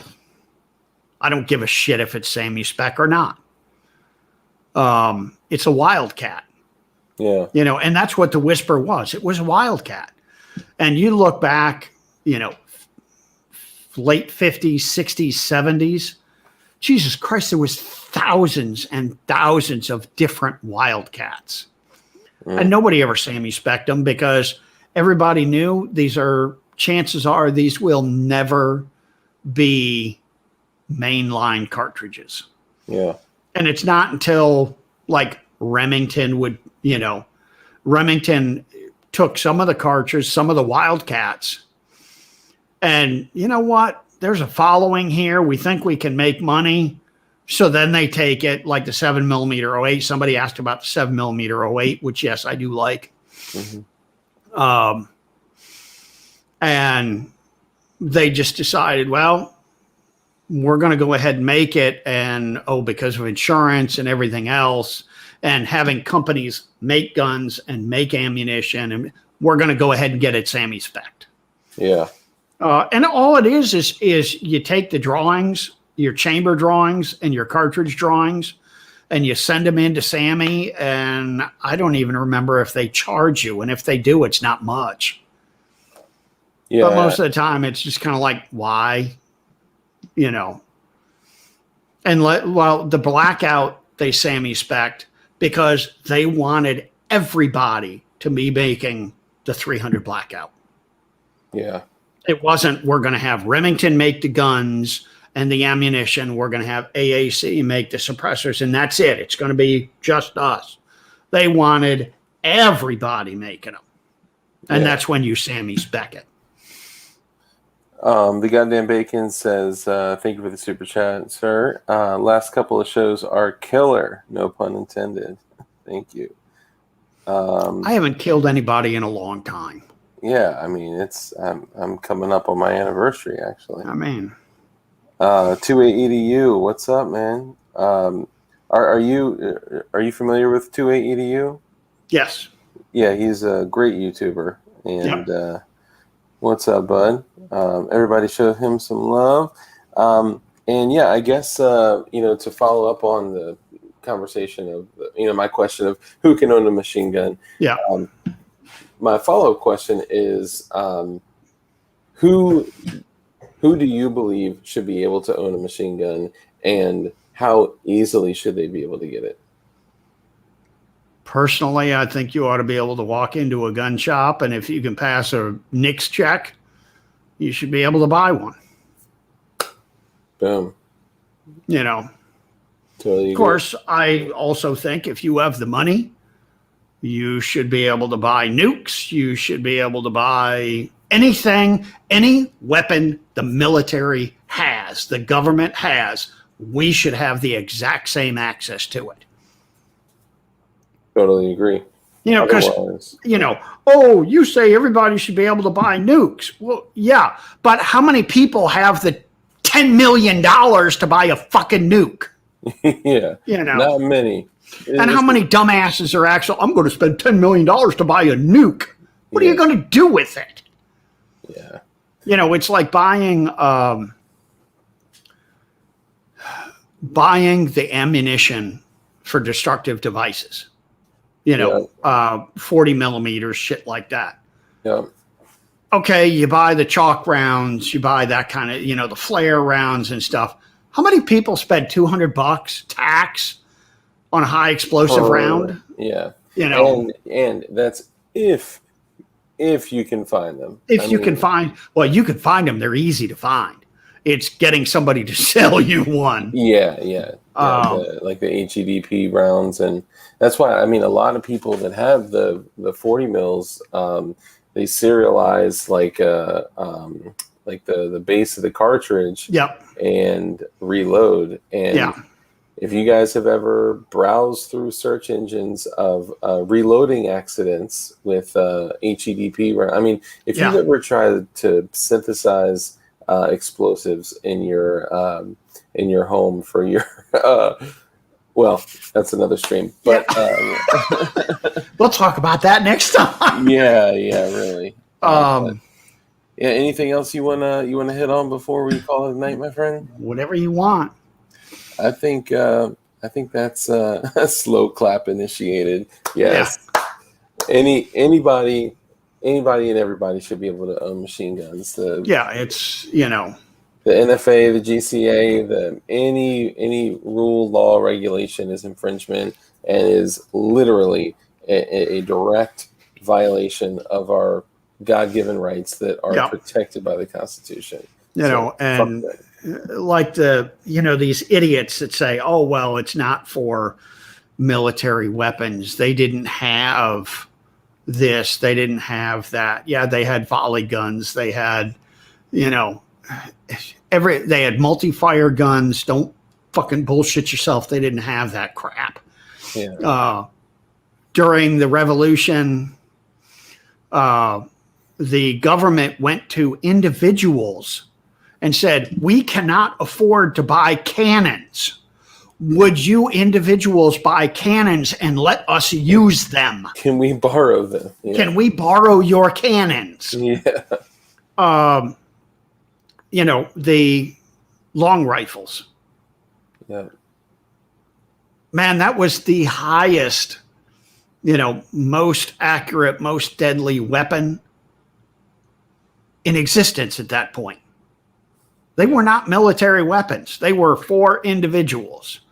And the military just said, hey, guys, you can hit people from 300 yards away. Can you come shoot these fucking British for us? Yeah.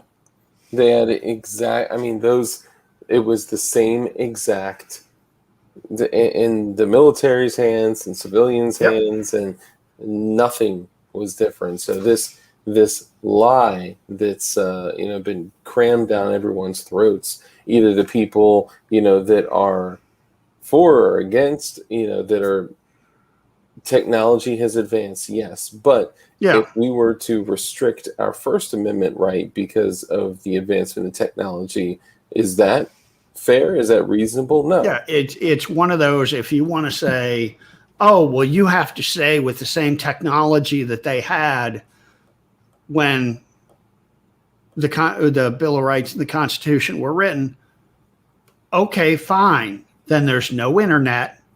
There's no printing presses. Yeah. The printing presses they have or you can use are manual printing presses where you have to set the type and go crank it down, and then crank it back up and put the next page in. Yep. Yeah. I mean, you cannot let the advancement of technology, allow people to encroach on our God-given rights. And they knew back then that there was going to be advancements in weaponry. There's been advancements in weaponry since humans started throwing rocks. And then they figured out, hey, a stick works. Hey, a stick with a rock on the end of it works. Yeah. Hey, if you sharpen that rock. Yeah. Yeah. They might not have known where it was going to lead, but they knew there was going to be advances. Yeah.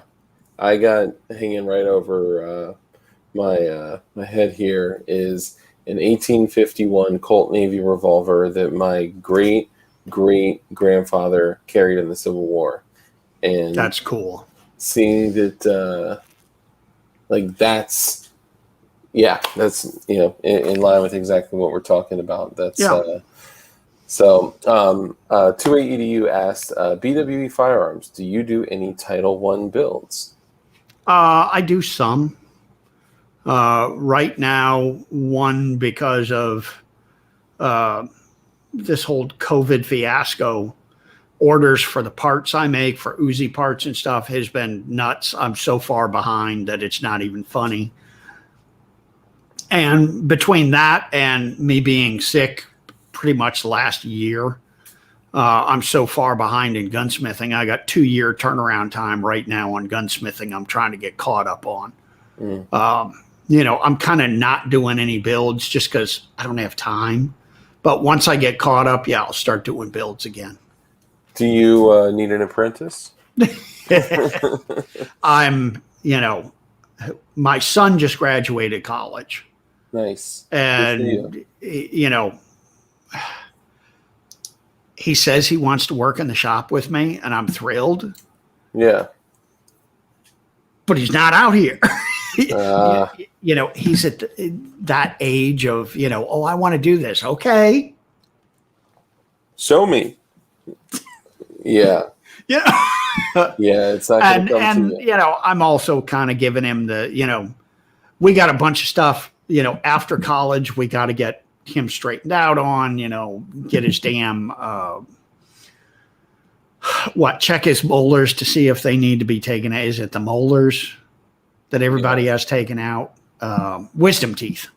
Yep. We need to get that checked. We got a bunch of shit we got to do that my wife's taking care of. And I'm kind of, okay, have your last summer to do whatever the fuck you want. In another month or so, your ass is going to work, whether it's for me or somebody else. I don't give a shit, but you're going to have a job. Yeah. Got to be productive. And 2EDU said, BWE, I will hit you up in a couple of years then. Yeah. Just just touch base with me and let me know what you want. And I might be able to, weasel it in here or there if I'm doing stuff. What's the best way that folks can get a hold of you? The best way is just to email me at richard@bwefirearms.com. Richard@BWE, that's Bravo Whiskey Echo Firearms.com. Just like it says right there. Right there, yeah. With no space. Awesome. Dude, I got to tell you, this has been a blast, no pun intended. I think that your 4 decades of experience is incredible, and the way that you're kicking this cancer's ass is fucking epic, man. So you should be celebrated, and good for you, man. What can I say? I'm a fucking god. You can all bow down to me now and send me lots of money. I'll tell you, gold is better, but I am of the belief that you're a very unique individual. You are very good in front of the camera. And if you were to continue doing these things and we push people to your channel, they would support you just like they do. I'm a small channel. I have like 1,500 people. Crump has, 2,800 people. 2EDU has almost 50,000. CRS has like 120,000. You know, keep doing these shows. Yeah. And I mean, now you're looking at like, you know, 250,000 people that and get to see you.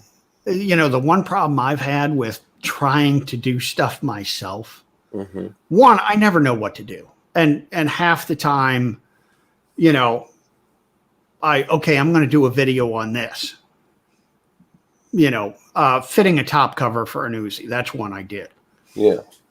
Well, I do it so much, I don't even think about half the stuff I'm doing. Yeah. And it's like people are, well, what about this? What about this? Oh, yeah, that just, you know, you just do this, you know, get a bigger fucking hammer. Think of it like a diary where you document all those little silly things that you do, just like it's second nature to you. Yeah. Right? And to someone else, they have no idea what it is. You know, my responses on the videos, you know, just the views they get have just sucked ass so much for so many years that it's at this point with the cancer and all, I'm kind of like, why the fuck am I doing this? You know, and really to do it the way I'd like to do it, it would be a full-time job. Because I mean, I would really like to do gunsmithing videos from the very basics to the very complex. My name is specialize in different guns. But it would be a full-time job and I just don't have the time to do it. And I was hoping one of my goddamn kids would be into, you know, the social media and all that shit and could take all that stuff over. I am 100% willing to help. I just found your channel. Yep. I subbed to it and hit the notification bell, and also dropped your link inside our chat box, and I put appreciate it banner down here. Guys, everybody, we got 40-something people in here. Go through and do me a favor, like, subscribe, watch his videos, push it, see if we can help get him to 1,000, and push his channel, because we're having people in here saying they all sub to you. I know it may appear like it's like a full-time job, and at times it is. It pulls me away from my family, and but even if you did these quick little like tips, you know, 1, 3, 5 minute videos, man, people would be all over that. It's what I've learned is it's just about consistency. The only way I get 50 people to come in here and listen to you and me and others is because every Tuesday, Thursday, and Saturday at 9:30 we do it. And that's the one thing I'm going to try to get my son to do. Yeah. You know, I'll start training him on everything else, but one of the things I'd really like him to do is, okay, just come to me and say, we need to do a video today. Here's what we're doing. Here's what the people want. Here's what we're doing. Yeah. You know, and if I can get somebody to do that just says, okay, we want to know how to put a feed ramp in an Uzi. Yeah. You know, that's all I need. I can go off the cuff. I'm good at off the cuff, you know, that kind of thing. Once I know, oh, this is what I'm doing. It's my problem is trying to come up with, well, what am I supposed to do? Because I overthink it. And you know. Even if you took on like a hard video drop, not a stream, because we're not allowed to handle it. Yeah, not allowed to handle guns. Yeah. Even if you took that Uzi that you built, which is a very unique Uzi, set it, you know, put it on like a stand or in a vise or something, and said, hey, this is a build that I did. It's unique because of X, Y, and Z, you know, blah, blah, blah. Or talk about the welds on that TG44.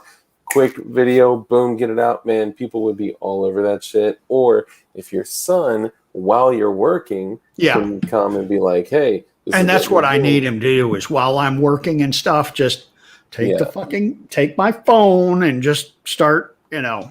Yeah. You know, because I look at some of the stuff that I do and I'm like, why the fuck would anybody want to watch that? I don't want to watch it, and I do it for a living. You know? Yeah. They right now, what the hell? I'm making these. What's that? It's going to be a damn handguard stud for an Uzi. I got to make 150 of the goddamn things. Dang. You know. They look like they could be pretty cool projectiles. Yeah. They'd work. They'd hit real hard. Yeah. 28EDU, thank you for the super chat, brother. He said, lots of love to Hoff. Hang in there, man. Get well soon. Oh, yeah, we will. By the end of this year, I'll have this shit kicked. Hell yeah. Just putting in search BWE Firearms. It's the first one that pops up. And, and I'm on all this. I think I'm on every social media. Some I post to, some I kind of don't, but I'm everywhere. And it's it's whatever variation they made me use of BWE Firearms. Yeah. Anything we can do to support him and share his videos too, even casting them onto a TV helps the analytics, all that crazy stuff you guys know. Let's, help him in any way that we can. And dude, I'd love to have you back on. Whenever you want. It's rare that I go over 3 hours. I'm so sorry I took that much time and energy from you, but man, this was great. We're getting people in here saying that this is the best stream that we've ever done. Tomorrow's Sunday. I can sleep in if I want. Hell yeah. Good for you. I probably won't. I'll probably be up at 6 o'clock in the morning, but what the fuck? I'll take a nap in the afternoon. I'm 57 years old. I can take a goddamn nap in the afternoon now. Oh man. I used to put my daughter down for 2 hours and she stopped napping. Yeah. So I will have. That sucks when they stop napping. God, it's the worst. I'm like, what happened to that 2 hours I used to cherish? I would fall asleep every day. Fall asleep. And now every single day, 6:30, I have a 4.5-year-old that shakes me till I wake up. Yeah, daddy. Yeah. Oh, God, go I need away. this. I need this. I need this. I'm like, why can't you be taller? Why can't you reach stuff? So, but anyway, thank you so much for coming on. I'd love to keep in touch with you. Everybody's jumping on to your channel and subscribing. So hopefully you notice a big bump there. Bump. Yeah, that's what I need. I kind of figured at this point, I think what I need to do is just get on all the GunTuber channels. Because I do these shows well. Everybody seems to like me when I'm on the shows. Oh, yeah. So I figure, you know what? This is my next strategy is to get on the shows and get popularity that way. You will. Okay, so just so you know, you jumped up to 390 subscribers. Holy crap. Yep. And it only took me 15 years to get. That's it. It's the snowball builds slowly. Right? Yeah. I'll also night Bob. Thanks for stopping by. I'll also introduce you to CRS Firearms. She's got like 122,000 people, and he would love to have you on.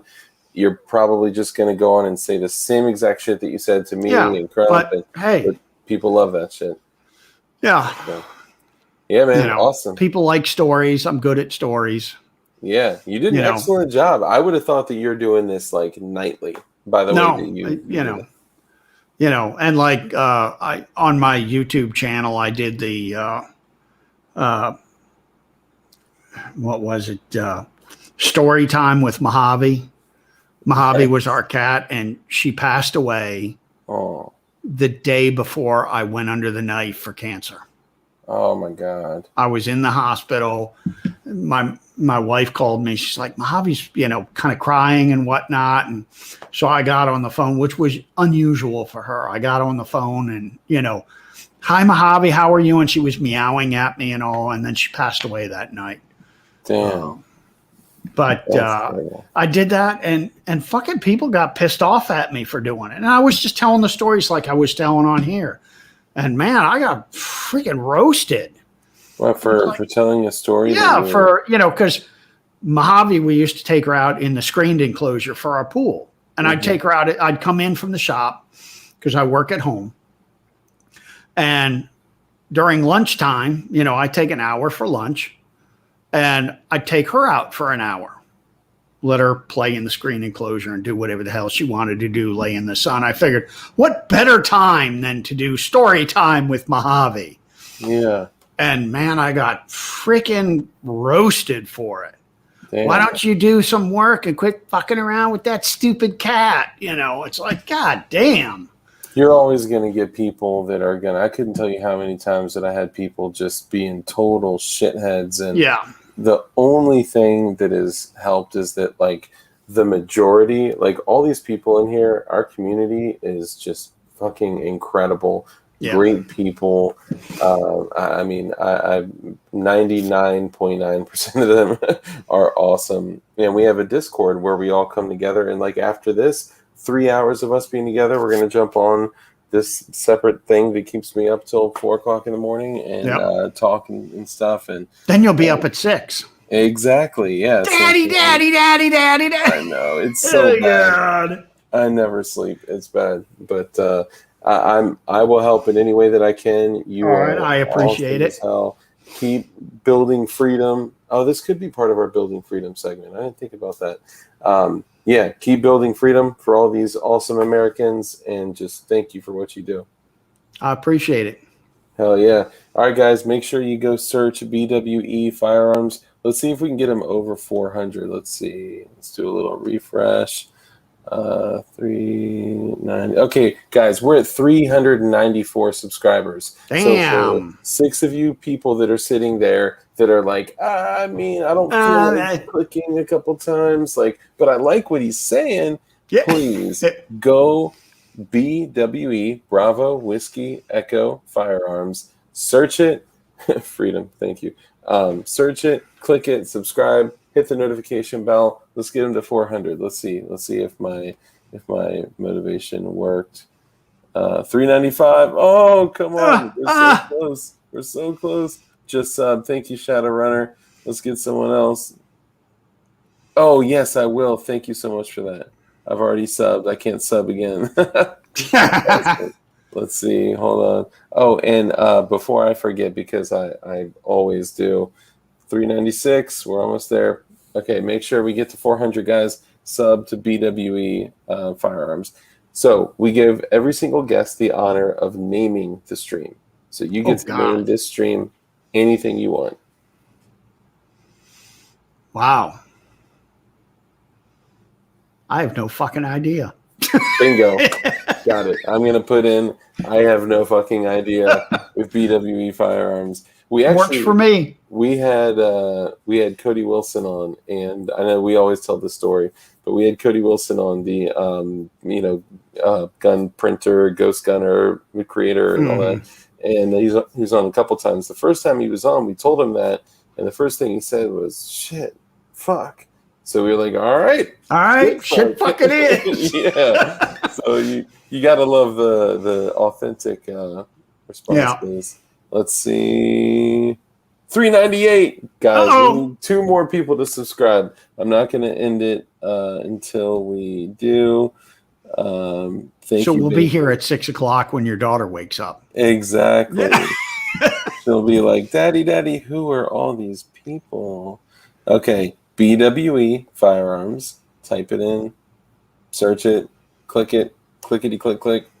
Let's see. We're almost there. Beautiful picture of the Uzi parts up there. Yeah, I always like that picture. 399. Oh my God. Okay, we are so close. I need one person that's sitting there with their hand on their hip. It's like, I don't really want to do this, but you want to. Just type in BWE Firearms. The first thing that pulls up is his channel. Click it, click subscribe, hit the notification bell, and then we will be at 400. Let's see if we got it. Let's see. Bingo! 400 subscribers. Awesome. Hell yeah. You guys are the shit. I fucking love all of you. I'll have to get to the range this week, and awesome. I don't know if I can do it this week because I got chemo. But if I can't get out there this week, I'll get out there next week.